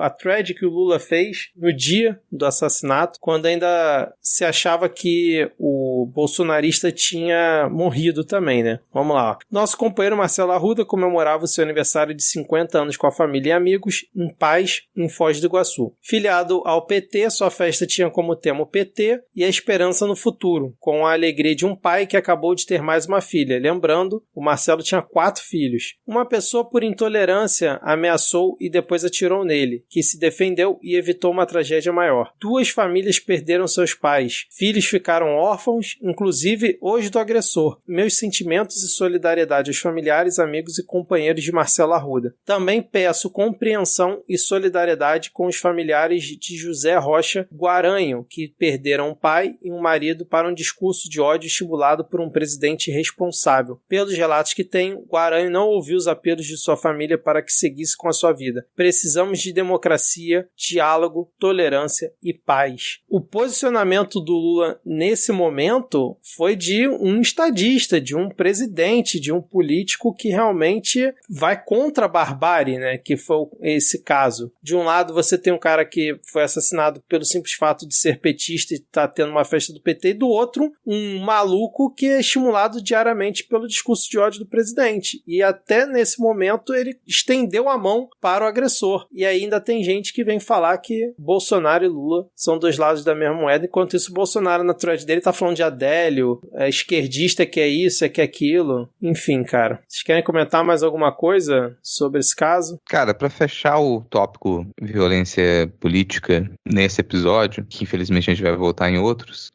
vou cantar uma triste pedra aqui que eu espero que não se concretize, mas eu não me surpreenderia, e a parte de mim já fica no aguardo, de qual vai ser o Rio Centro dessa eleição.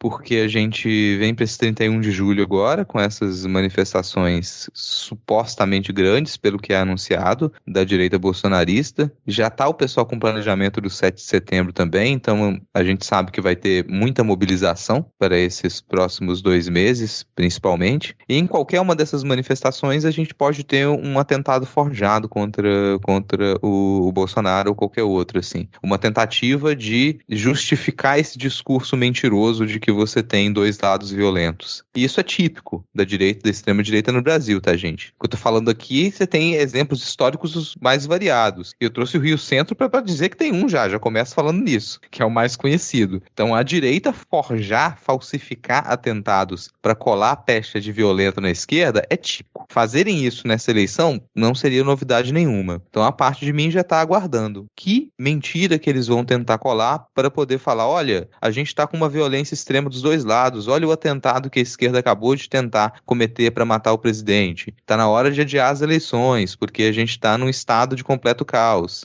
Não duvido que isso vá acontecer, na verdade acho muito provável.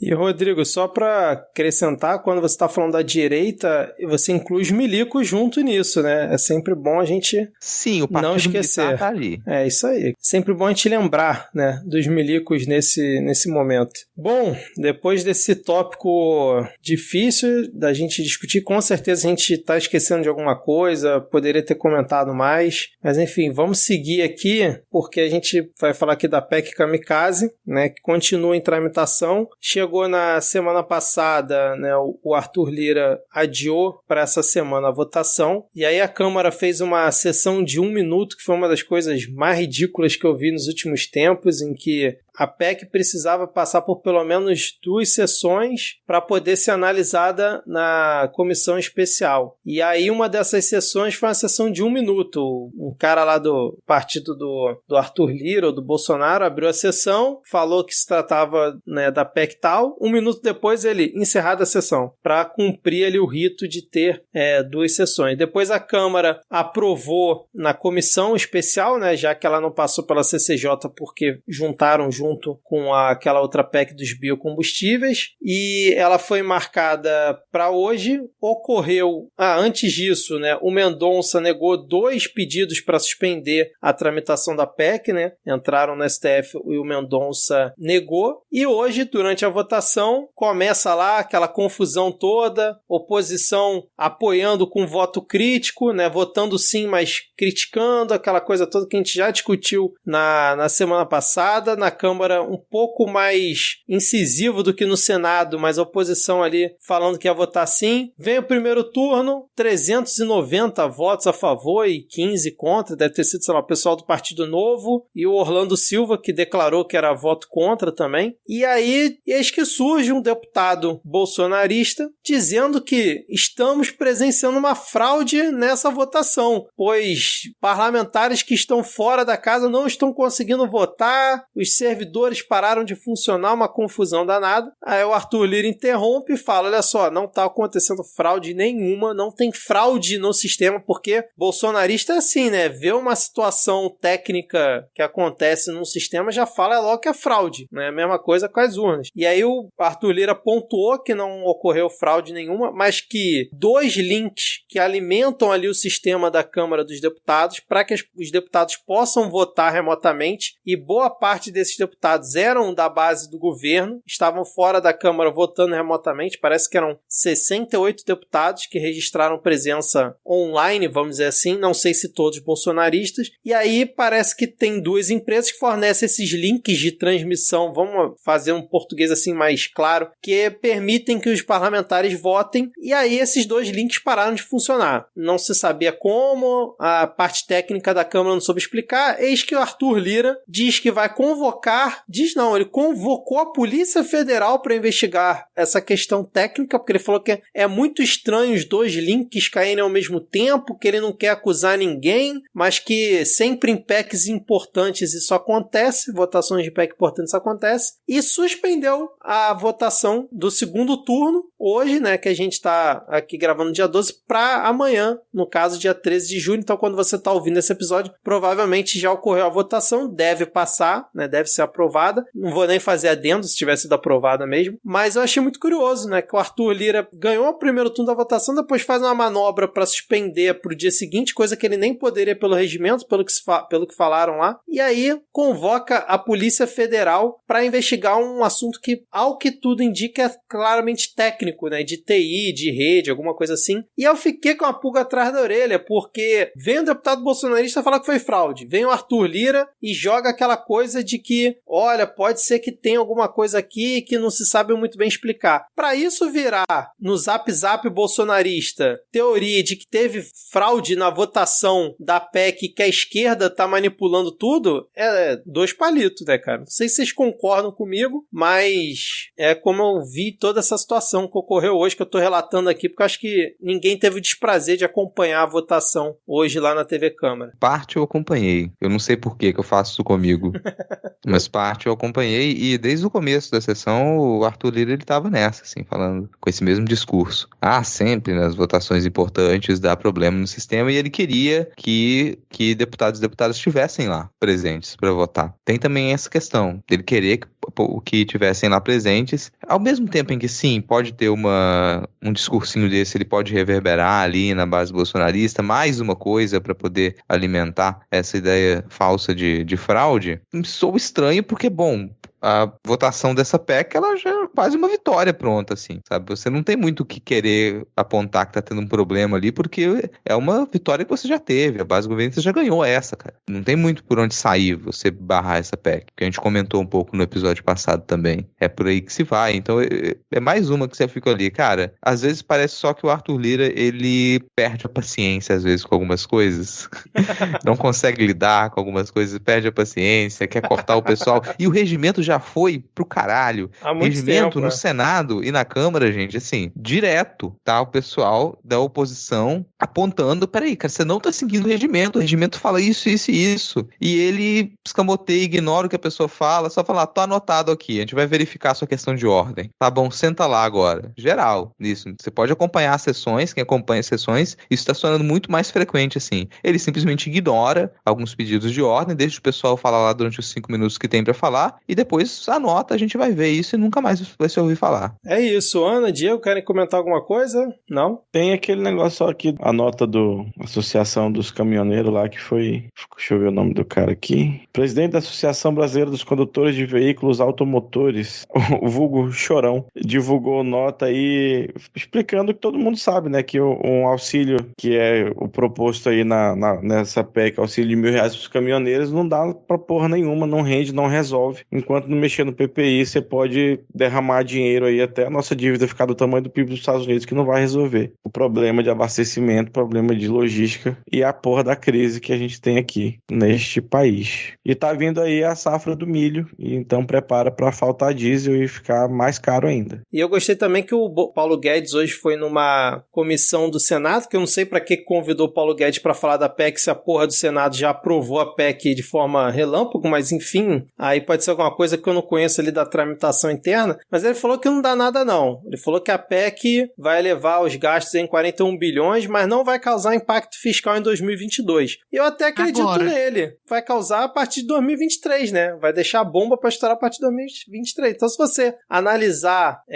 o fato que o Paulo Guedes jogou na mesa aí, né, literalmente, pode ser que ele realmente esteja falando verdade. Vai estourar só ano que vem. Porque quando lá atrás ele chamou de PEC kamikaze, aí aí era um problema. Isso. Agora não é mais um problema. Assim como o teto de gastos não é mais um problema. Assim como os R$600 de auxílio no início da pandemia era um problema e não era sequer discutido pelo presidente e pela base do governo, e agora é tudo bem. Então, assim, isso que o caminhoneiro e o chorão falou que caminhoneiro não é burro, mas é assim que eles tratam, sabe?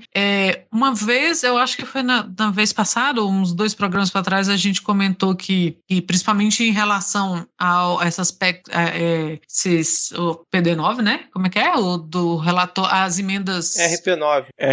A RP9, que é o modo de governar do baixo clero, né? Do vereador que faz esqueminha miúdo e tal, é levado à categoria federal. E isso também se reflete nesses auxílios, assim.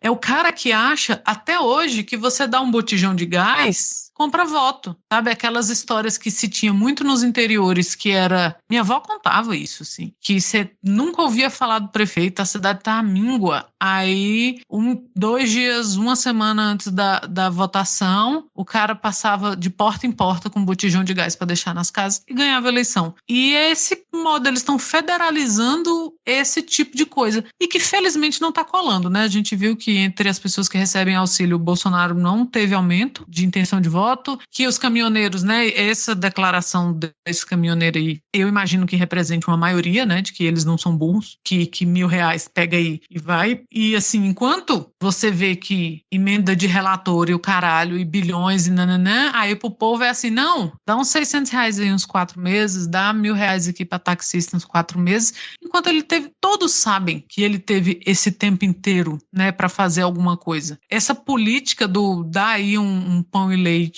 e que a gente ganha voto, eles insistem nisso, porque eles subestimam o trabalhador, subestimam a dona de casa que vai no mercado pensando em comprar 10 itens e volta com 3 porque o dinheiro não deu, e não dá, o litro de leite é quase R$10, ou, sabe? Não é só a gasolina, a gente já falou disso aqui também, então eles contam com essa estupidez, assim, que o povo não tem, a hora que dói no bolso, cara, não tem.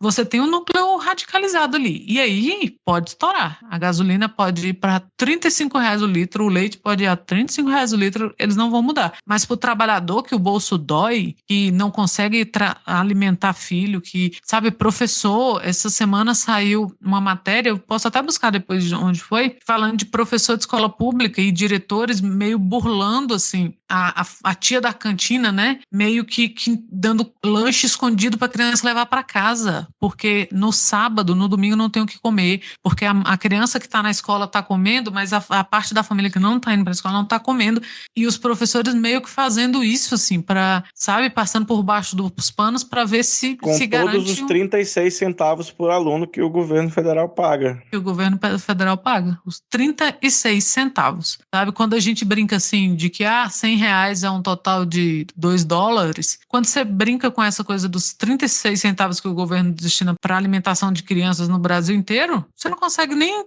mensurar quanto que seria isso, sabe, em moeda internacional. É uma miséria. E aí acha que não. Daí R$1.000 que eles votam. E não vão votar. Tenho esperança ainda. Sempre lembrando, rapidinho, Rodrigo, que boa parte desses 41 bilhões vem da venda da Eletrobras. É sempre bom lembrar isso. Para fechar aqui essa questão, gente, ir pro nosso último bloco aqui, porque nosso último subbloco, porque já passou de 2 horas aqui de gravação, eu gostei muito da resposta do comentário do Lula a respeito disso. Isso vai estourar o teto de gasto, responsabilidade fiscal, e vai só até dezembro, como é que vai ser em 2023? E ele respondeu, por mim, em 2023 a gente vai manter isso tudo e vai dar mais auxílio. Então vai manter, vai tornar permanente e, se possível, vai aumentar porque precisa mais do que isso. Eu achei uma ótima resposta, assim. E aí, falando em Lula, nesse comecinho de semana, né, a gente teve um grande evento que, para as redes, isso significa muita coisa, que é a declaração de apoio com todas as letras da Anitta para a campanha do Lula. E isso faz diferença, sim, porque isso significa uma mobilização gigantesca nas redes, isso significa trazer interesse para a eleição para muita gente que talvez não tivesse interesse. Talvez a maior cabo eleitoral que a gente vai ter para a campanha do Lula e agora seja a Anitta. A Anitta, que é eleitora da Marina. Hoje ela estava comentando numa postagem da Marina dizendo que ela é a presidenta dos sonhos dela, né, cara? Mas a Anitta falou com todas as letras. Essa eleição eu sou o Lula e podem me pedir ajuda do que for, TikTok, o que precisar para ele bombar nas redes. É só me chamar que eu tô aí. E aí o perfil do Lula deu um RT comentado dizendo: vamos envolver o Brasil, fazendo aí uma referência à música da Anitta que ganhou top 1 aí do Spotify recentemente. Não é a música que foi homenageada na paródia feita por Rodrigo Hipólito semana, foi Boys Don't Cry, mas fica aí a referência para quem não pegou, né, na paródia de abertura, é uma música da Anitta. O que vocês acham aí, Diego, Ana, o próprio Rodrigo, não sei se chegou a comentar. E é a primeira paródia de uma música em inglês, salvo engano. Aqui no Midcast acho que sim, a gente já fez aquela outra, mas não aqui pro Midcast, né? A Anitta, como sempre, aí revolucionando, levando a música a lugares onde ela nunca tinha ido antes. Mas vocês acham que vai dar ganho pro Lula nas redes, esse apoio da Anitta? Você acha que vira voto? Nem precisa de primeiro turno, eu acho, já. Agora. A chance de vir no primeiro turno é maior agora? Eu acho que... Cara, assim... Já enlouqueceu a Fontenelle? Já deu chilique no Twitter, no Instagram já? Sério, não vi isso não. O Carluxo ficou maluco esses dias, né, cara? Ah, meu Deus, Carluxo. Cara, não tem a menor dúvida de que vai fazer isso, assim. O que você não conhece, o que são Anitters na internet. É uma base de fãs gigantesca e é a artista brasileira de maior repercussão no mundo nesse momento. Isso não tem a menor dúvida, assim. Faz muita diferença. E vamos lembrar das últimas situações que envolveram posicionamentos da Anitta ali, que isso desbaratou esquemas de corrupção pelo Brasil, sabe? Ela já, com certeza, influenciou na queda de ministros, então faz uma diferença danada. E a gente precisa de apoio de artistas de nome, artistas conhecidos. Então a gente tem percebido essa mobilização de artistas de peso no Brasil para fazer parte dessa campanha também. A Anitta, como esse maior nome agora, não tem a menor dúvida de que vai fazer muita diferença e vai auxiliar nesse novo passo para a campanha do Lula, porque a gente sempre reclama aqui, né, que a campanha do Lula na internet, ela nem sempre atinge os passos que deveriam atingir, não é tão esperta assim, então isso acho que vai mudar bastante a postura de como que essas peças de campanha elas vão ser produzidas e vão ser encaradas daqui para frente. E aí eu quero dar uma dica aqui para a equipe do Lula, que com certeza nos ouve. Se a Anitta ou a equipe dela falar alguma coisa sobre como está sendo a campanha na internet, ouve, escuta, pelo amor de todos os deuses, porque a Anitta, eu acho que antes de ser artista, ela é uma puta de uma empresária e ela sabe muito bem o que ela tá fazendo, sabe? Nesse quesito. Então, puta merda, escuta o que ela tem pra falar, se realmente for rolar. Não fica só de, vamos fazer. Ô, Anitta, dá RT nisso aqui. Não, cara. É o momento que se a pessoa oferecer o dedinho mindinho do pé, você já puxa ela inteira e diz, vamos, entendeu? Bota embaixo do braço, fala aí, quando é que você pode?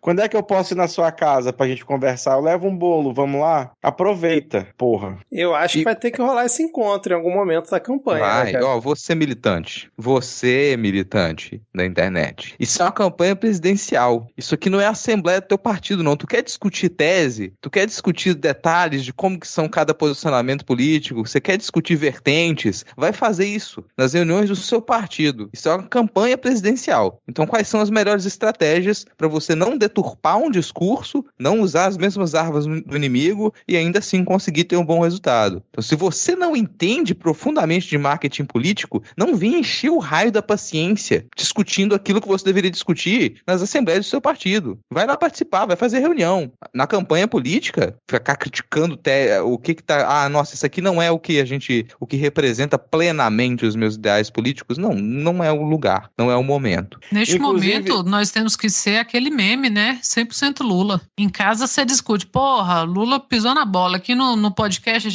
gente faz discussão. Agora, com bolsonarista ou principalmente com gente indecisa, 100% Lula. O pai tá on. Inclusive, o Lula já tá fortão, fica postando foto que tá malhando pra caralho, não sei o quê, então consegue fazer o challenge de envolver. Já podia ter feito, inclusive. Já Tem força pra isso, viu? E aí já aproveita, já podia chamar a Luísa Sonza, fazer o dela também, entendeu? Não tá forte? O pai não tá bombado? Então tem força pra fazer, vamos lá. O presidente sensual. Cara, tô pensando aqui na posse, né? Luísa Sonza, Pablo e Anitta apoiam Lula. Será que as três vão cantar na posse, cara? Olha só, hein? Cara, Será não? É como vai ser o show. Exato. E aí vai ser sensacional porque Pablo Vittar cantando o hino nacional na posse do presidente do Brasil vai fazer com que 78% dos bolsonaristas entrem em combustão espontânea. O que só alegra o resto da nação. Exatamente. Vamos seguir aqui, ó. Vamos lá, Anitta é Lula e Lula é Anitta agora, hein?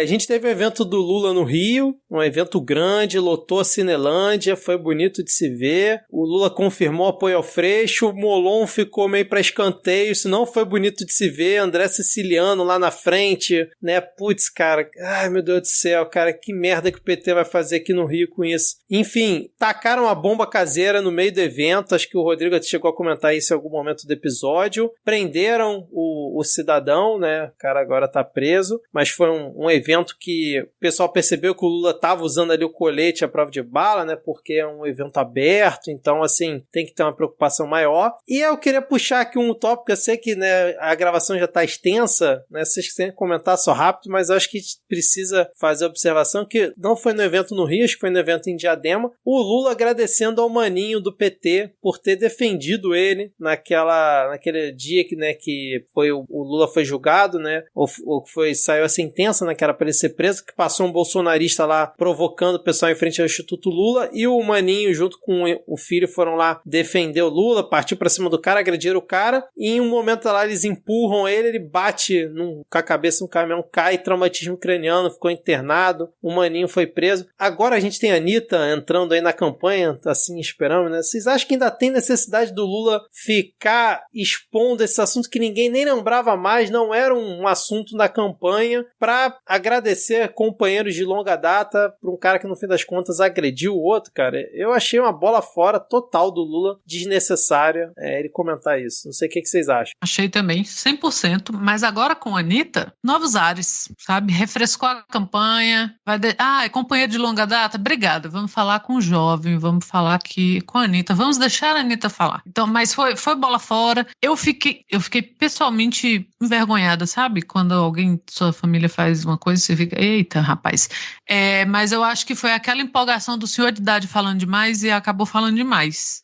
Não é desculpa, né? Só é justificando aqui, pelo pai, justificando. Mas eu acho que estrategicamente foi péssimo, né? Mas com certeza não foi pensado. Mas que esses assuntos vão ficar meio de fora, sabe? A tendência agora é uma coisa que o Diego falou aqui um tempo atrás, que assim, quem tá se emocionando até agora, né? Até antes da Anitta falar alguma coisa, quem tava achando bonito, se emocionando, comprando toalha, era millennial. Quem ia votar no Lula de qualquer forma, ou quem não votou, conheço muitas pessoas que nunca votaram e agora, agora eu vou votar e tal. Mas agora com a Anitta, e assim, não só a Anitta, né? Mas tá na hora de focar em outro público, sei lá, a galera que tá votando pela primeira, pela segunda vez. E aí sabe, esses assuntos aí de dentro de casa, pode ficar dentro de casa, porque não pegou bem mesmo, não foi um ato louvável do maninho de forma alguma, e era pra ter ficado esquecido do jeito que tava. E aí você falou uma coisa que eu me toquei agora, que a gente fez o maior auê do caralho pra moçada de 16 anos aí tirar título de eleitor, e aí quando acabou o prazo, a gente parou de falar com eles, né? Exatamente. Então vem cá, tira o título de eleitor, aí o menino de 16 anos, olha, tá aí, o que eu faço com isso? Verdade, tá na hora de retomar isso aí, porque fica feio, né? Parece que tá usando de manobra e a gente tá partindo do pressuposto que o moleque de 16 anos vai votar automaticamente no Lula, mas Exato. Talvez não tenha essa conexão, porque se ele vem de família bolsonarista ou de família que seja apolítica, ele não tem lembrança afetiva. Aqui em casa, o único jovem que a gente tem aqui em casa já vai votar no Lula automaticamente, mas porque ele tem essa ligação afetiva por nossa causa, por causa dos aqui em casa, da minha mãe, dos nossos tios, da minha avó, a velha história do que a gente tem aqui em casa, que minha avó tirou o título para votar no Lula, assim, era uma coisa, ela falava e a gente repetia, não, tirou o título para votar no Lula. E então ele tem essa ligação afetiva com a figura do Lula, ele falou que tá meio empolgado com essa história, né, de votar numa figura, né, que é do imaginário brasileiro. Mas esses moleques aí que estão se politizando agora, que não tem essa imagem, não cresceu com a imagem do Lula como uma imagem do presidente dentro de casa, a gente não pode abandonar não, e é o que a gente tem feito. Perfeito, Ana, perfeito. Vamos seguir então aqui, agora passando rápido. Suplicy vem para deputado estadual, a gente comentou do Suplicy alguns programas atrás. Márcio França realmente definiu que vem para o Senado, e aí já vou emendar com a pesquisa Real Time Big Data, encomendada pela TV Record, que saiu essa semana, que apurou ali entre os dias 8 e 9 de julho. No cenário 1 aparece Haddad com 34%, eu ainda confesso que estou bem surpreso com essa porcentagem. Tarcísio 20%, Rodrigo Garcia 16%, os demais não importa. No cenário 2, Haddad tem 35%, Tarcísio 21% e Rodrigo Garcia 18%. No segundo turno, Haddad atualmente tem 38%, Tarcísio 29%, e no outro cenário, Haddad tem 38%, Rodrigo Garcia 24%. A gente sabe que é um cenário difícil, que São Paulo é muito reaça, principalmente interior, que o Alckmin vai ter que, né, tirar leite de pedra para conseguir converter muito voto para o Haddad, mas seguimos na esperança. E na intenção de voto para o Senado, no cenário 1, o Márcio França aparece na liderança com 23%, agora sem o da Atena, Janaína Pascoal em segundo com 13%, Paulo Scaff com 12%, e por aí segue. E num cenário que Carla Zambelli estaria como candidata, ela aparece em terceiro com 8%, atrás do França com 23% e Janaína com 14%. O Marreco confirmou a candidatura ao Senado. Ana, você que gosta muito do Marreco, confirmado, ele vem aí para o Senado pelo Paraná. Ele confirmar, beleza, mas o TRE do Paraná confirmou também? Eu acho que agora já, né, cara? Boa pergunta, mas acho que para ele já ter anunciado, acho que já não tem mais dúvida. A gente tava na dúvida aquele outro dia, né, mas acho que... Vai se realizar meu sonho, será? Ele se candidatar a perder? Perder pro Álvaro Dias, caramba, cara. É isso. O Tarcísio... Chega a dar vontade de ir pro Paraná fazer campanha pro Álvaro Dias. Tá. Mas eu acho que eu ia pegar fogo se eu falasse o nome do Álvaro Dias num contexto positivo. Exatamente. Vamos segurar a emoção.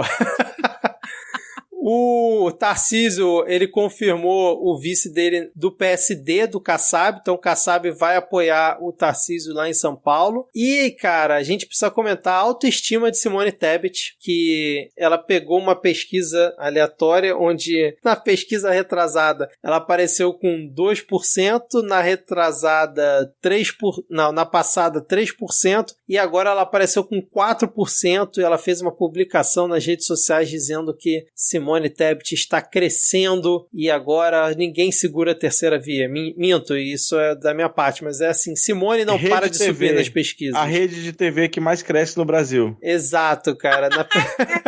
Simone Tebet é a rede TV dessa eleição. Pode Sei lá, cara, pelo menos ela não mentiu. Deixa a menina. Vai lá, comemora teu 1%. Mas olha, vai. se daqui até a eleição a gente ainda tiver 50, pelo menos, 50 pesquisas, quem sabe? Ganhava no primeiro turno, né? Porra! Assim, ela tá subindo na margem de erro, mas vamos deixar ela sonhar, né? Então, Simone não para de subir nas pesquisas. É humilhante pra ela, que teve um papel tão importante na CPI da pandemia, ficar atrás de Janones, que eu ainda não sei quem é. E esse nome é inventado? Eu também fico na dúvida. Janones, ele inventou esse nome? É dele? Vamos lá, vamos ver se até outubro o Diego sabe quem é André Janones. Bom, cara, o programa tá muito extenso, não vai dar pra gente rir muito do Ciro, mas o Ciro soltou a seguinte pérola. Lula planejou entregar o Brasil para Bolsonaro, numa entrevista que ele deu recentemente. Vou até pegar aqui, ó. Em entrevista ao Avesso Podcast, Ciro Gomes Gomes diz que Lula planejou entregar o Brasil para Bolsonaro dar no que deu, porque aí ele volta agora sem precisar explicar roubalheira e crise econômica. Algum comentário? Intervenção. Ciro, você é um perfil de humor. Vamos entender isso aqui agora. Provavelmente a gente trata Ciro como um perfil de humor. É um perfil de humor da internet e tá numa fase ruim. Não teve graça. Então tenta uma piada melhor da próxima vez. Tenta escolher um bom timing pra soltar uma dos seus vídeos de charge lá. Eu não trato mais Ciro Gomes como pré-candidato a nada. É um perfil de humor na internet e que às vezes faz umas piadas realmente ruins. Essa, por exemplo, desculpa, cara, eu acho que a sua carreira de humorista tá péssima, assim, você precisa pegar umas dicas com o Gregório do Vivier, porque tá ruim. Não, e o foda é que o Ciro, nessa fase dele sendo Ciro Gomes, ele não teve nem um auge, assim, tipo Porta dos Fundos, depois decaiu, mas de vez em quando solta um vídeo bacana, né? É só coisa ruim atrás de coisa ruim, né, cara? É tipo um Danilo Gentili da política, assim, né? Só piada ruim. É porque tudo que era bom ficou pra trás. Pescotapa no Duval, sabe? Esses momentos brilhantes dele são pré-Paris. Depois de Paris, voltou mudado. É verdade, cara. Bom, então fechamos aqui, chega. Vamos agora para o momento dos salves e dicas culturais. Ouvinte, espero que o episódio não tenha ficado tão pesado como a gente imaginava e como as notícias do Brasil realmente deixaram essa semana. A gente espera ter conseguido aliviar um pouco. Vamos começar aqui os salves. Eu quero mandar um salve especial. Não tá na lista lá do tweet dos salves. Eu vou abrir uma exceção porque o nosso ouvinte Fábio P. Martins, ele fez um tweet no final de semana que viralizou, cara. Deu aqui, 9.500 curtidas, mas ele disse o seguinte, tô na Bélgica, trabalho com um monte de bolsominion. Hoje precisamos nos deslocar de carro até uma cidadezinha na França. Ninguém queria dirigir. Falei que eu dirigia, mas que o som do carro seria meu. Serão 8 horas de midcast, vira-casacas e medo e delírio em Brasília. Então aqui, palmas pro profissional que realmente fez essa jornada junto com bolsominions e colocou as melhores playlists aí no carro. Eu quero, inclusive, um follow-up, né, dele. Manda uma mensagem aí, um reply pra ele, perguntando quantos dos caras foram a pé no final das contas. Vamos então agora pros salves que estão lá no tweet dos salves. Nian Maclear, quero meu parabéns descoordenado. Meu nível foi ontem. Anota aí, Rodrigo, pro final. Anota aí, Nian Maclear. Denis Almeida, um salve para todos da bancada e para mim mesmo, que escapei de uma boa ontem. Pressão a mais de 25. Meu Deus, menino. Denis. Meu Deus, cara. Tô começando dieta e exercícios hoje para me livrar dos remédios. Caramba, cara. Denis, pelo amor de Deus, cara, se cuida, siga as recomendações médicas e, cara, melhore. Pelo amor de Deus, 25 é bizarro. Espero que você já esteja um pouco melhor. Caramba, cara, tomei um susto aqui. @Ana Mazaro. A pressão do Vitor foi a 23, lendo que a pressão do Denis foi a 25. Exatamente, cara. Puta merda.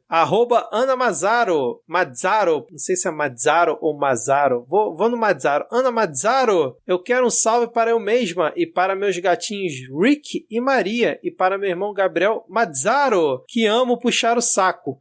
E quero deixar um super beijão para todos que participarem da gravação. Vocês são incríveis. Obrigado, Ana. Um beijão para todos vocês aí também.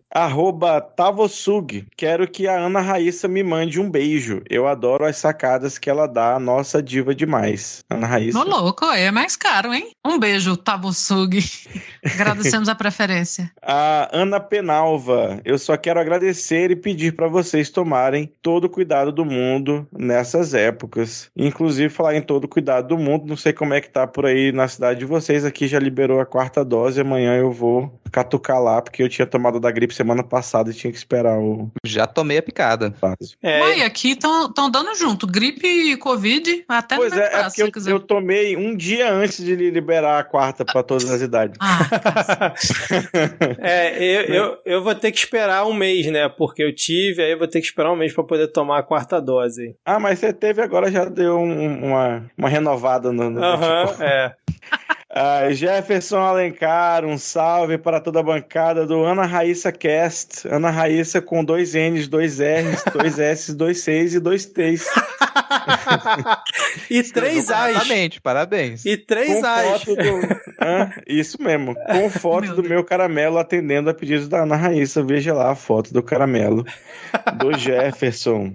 Seguindo aqui, Anderson Kogo. Um grande salve para os meus amigos e espero que todos já sem Covid. Até agora seguimos invictos de novo. @MCS2246, manda um salve pra mim e pra minha namorada Maiara. Pegamos Covid essa semana e foi uma merda. Cadê a 4ª dose, Brasil? Pois é, galera, não deixem de tomar porque tá aí ainda, né? @Belin Escobar. Vou aproveitar e pedir pra mandarem um efusivo abraço pros meus companheiros lá do Os Poucas Tranças? Não sei. Não é jabá quando é do coração. É sim, mas eu apoio esse tipo de jabá. E desejar uma boa gravação, apesar do cenário caótico da última semana. Já Bom, a prevendo, gente né? acabou de perceber que a Ana ela não tava aqui quando a gente fez live com o pessoal do Poucas Trancas, né? Então a gente tem que repetir. A gente tem que ter um repeteco isso agora. Então fica aí o compromisso público. @DrillBdrill. Aê, manda um salve pra minha amiga. @Thaís Sabas, que ainda não faz parte da lista dos 10 ouvintes. Talvez agora se torne. Salve, Thaís, e chega mais. Diz aí que é da turma da letra dobrada ele aí. Já gostei. 2 Bs é inusitado, hein? Tem 2 S também, separados, mas são 2 S ali, E né? 3 As. É um palíndromo, se você for prestar atenção, né? Se tivesse terminando com H. Falando em letra repetida, nossa querida Lelê Riso, com 2 L's, 2 S, 2 Es. Lelê Riso disse, pra variar, tava vendo o Fluminense, que acabou de vencer o Cruzeiro no Mineirão. Dá tempo ainda? Deu tempo. Salve para a rainha Ana Raíssa, pro meu amado garoto do Quicão. Saudades e segue uma fotinha do meu gato amarelo, Napoleão. Então, uma fotinha Ai, aqui do deixa eu contar Napoleão, uma coisa pra linda. Lelê. Contar uma coisa pra Lelê rapidinho. Que lá na minha mãe, todos os nossos gatos se chamam Napoleão. A gente já tá no 4º desde a infância. Ou no 5º. Não sabe, a gente perdeu. Mas vocês botam a numeração? Esse é o Napoleão IV? Esse é o 2º, Porra, fantástico, cara. Não sabemos por quê. Desde criança a gente sempre coloca Napoleão. E a gente nunca teve o Napoleão amarelo, hein? Tivemos, foi o primeiro. Sensacional. Mas eu achei que era uma ameaça, né? Nunca tivemos Napoleão amarelo. Vamos aí buscar o seu. Até eu lembrar que tivemos, era uma pequena ameaça. A partir do momento que ela considera que a Ana é uma rainha, e reis e rainhas a gente sabe, né, como é que atuam, então é possível que seja uma ameaça, cara. Ou lei, né? A lei real. Continuando aqui, @SSouzaLéo disse, quero mandar um salve pra essa bancada linda, e é isso. Só não queria passar batido, sem salve de novo. Hahaha, haha, hahaha, haha. Último salve aqui pro Sr. Basso. Sr. Basso, meu xará, disse, eita, que hoje eu perdi, reticências, não perdeu, tá enganado. Mas se der tempo, deu tempo, quero mandar um salve pra bancada do Midcast, principalmente para o senhor da voz aveludada, Rodrigo Hipólito, e pra visionária Ana Raíssa, que previu o recuo da compra do Twitter. Dando entrada no meu pedido de aumento hoje, depois desses salves. Mas pra finalizar, vamos voltar lá pro primeiro salve, que foi um pedido de parabéns coordenado para Nian McClear. Então vamos lá. 3, 2, 1. Parabéns. Parabéns. Parabéns. Parabéns. Saúde. Felicidade. Parabéns pra você. Que o seu Parabéns pra da amizade. Fechou. Aí, gente, viu a coordenação? Teve até aquele tipo, momento do o Jô, cara. fecha a mão do Jô e... Exatamente, eu lembrei. Quem seria o Bira aqui do nosso quarteto? Ninguém. Acho que seria eu, né? Que é o que fica dando você risada que é o da toda hora. risada famosa. A risada é sua, cara. Ó, vamos começar aqui as dicas culturais. Eu vou já indicar um podcast. O podcast que eu indico essa semana é um podcast de audiocontos, que é o Assovio. O Assovio são os audiocontos, os microcontos lançados na newsletter da Faísca, que é a newsletter lá da Mafagafo, né? Então quem já assina a newsletter da Faísca recebe semanalmente 2 microcontos. Se quiser ouvir também, tem essa iniciativa aí que foi encabeçada pelo Ariel Aires e são muito bons. Então você tem essa narração de contos no formato podcast, linkado aqui diversas formas de vocês assinarem para ouvir. E vou fazer aqui a divulgação também do Desafio Pindorama. Desafio Pindorama é uma parceria parceria da editora Escambau com o site Leitor Cabuloso. A gente, lá do podcast Pindorama, né, que é da rede Leitor Cabuloso, a gente falou com o pessoal da Escambau e a gente decidiu lançar um edital para publicar um conto ainda esse ano. Então tá linkado aqui o edital, leia com calma o que você precisa saber para você escrever, submeter o seu conto, ter uma edição profissional com uma capa pensada para o seu conto, vai ser lançado em formato de e-book e você vai ganhar R$500 pela publicação e pelos direitos autorais do seu conto. Se você escreve fantasia, ficção científica ou horror e está interessado em ter aí o seu conto com uma edição profissional, acessa aqui o Desafio Pindorama e saiba como participar. Excelente, cara. Eu vou divulgar e divulgar também, né? Uma reportagem na revista Piauí, Breno Pires, excelente. E é Orçamento Secreto banca fraude no SUS. São coisas assim horrorosas que você vai ler ali, mas muito bem detalhado. E é até um assunto que a gente não trouxe aqui na pauta porque é muito extensa, a pauta já tinha muita coisa, mas recomendo que vocês leiam essa bela reportagem do Breno Pires. Leitura complementar aqui do Midcast, né? Não basta você passar 2 horas escutando a gente falar aqui, ainda vai lá ler uma reportagem de 30 minutos da Piauí. E queria indicar também o episódio 736 do podcast O Assunto, da Renata Lopretti, com o Silvio de Almeida, que fala justamente dessa necropolítica do Bolsonaro, né, e tudo que está envolvido. Ficou um episódio excelente. O Silvio é um cara espetacular, que fala muito bem, então ele detalha ali todos os pontos, então recomendo que vocês ouçam esse episódio também. As minhas indicações hoje vão ficar no campo da literatura, né, já que a gente falou de violência política, né, e como assim? Não tem nada a ver. Para saber se tem a ver, vocês vão lá escutar os pós-leitura, meu jabá de sempre. Alguém falou aí do jabá com coração, não é jabá? É sim, mas estou fazendo o meu agora. É onde eu discuto literatura com o Lucas Mota, escritor, a cada 15 dias, meia horinha,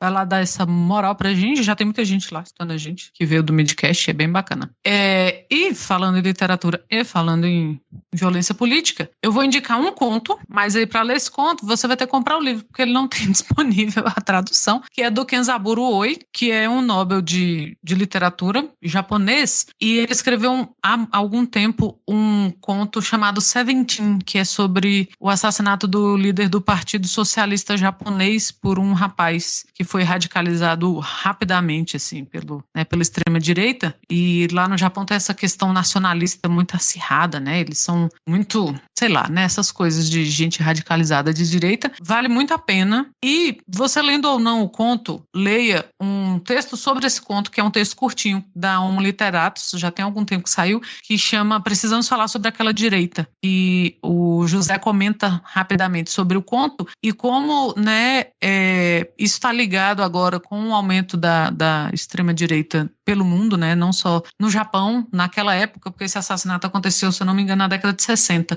mas aqui com a eleição do Jair e, né, com a questão do bolsonarismo que a gente falou agora, do qual o Jair não é raiz, né, é fruto, obrigada Freixo por esse raciocínio, e nos Estados Unidos, em outros lugares, né, como essa radicalização, ela brilha os olhos do jovem que está ali meio perdido, meio se achando injustiçado, porque prometeram coisas para ele, né, mulheres e dinheiro e fama, e ele não tem. Então é um conto muito interessante, e o texto sobre o conto é muito interessante, você não precisa ter lido o conto. Então, se piscar aí no interesse de alguém, fica essas 2 indicações. Eu vou inovar aqui neste momento, em vez de dar dicas culturais, eu vou pedir dicas culturais, que no fim do mês eu vou para Belém do Pará participar do Fórum Social Panamazônico. Eu queria que os nossos ouvintes de Belém me digam o que fazer lá, porque eu vou ficar uns diazinhos depois também, então me deem dicas aí de coisas legais para fazer em Belém. Valeu. Muito que bem, eu tava vendo o link que me mandaram do Tony de Paula, né, que foi lá visitar a família do Marcelo Arruda, e ele confessa em entrevista ao Jornal Nacional que ele só foi lá depois que eles souberam que parte da família tinha bolsonarista. Aí eles realmente resolveram ir porque é uma família plural e tudo mais. Enfim, esse inferno não acaba. Vamos fechar então aqui o episódio. Valeu, Ana, valeu, Rodrigo, valeu, Diego, por mais essa semana, e até a próxima. Valeu, ouvinte. Tchau, tchau. Valeu. Valeu, falou.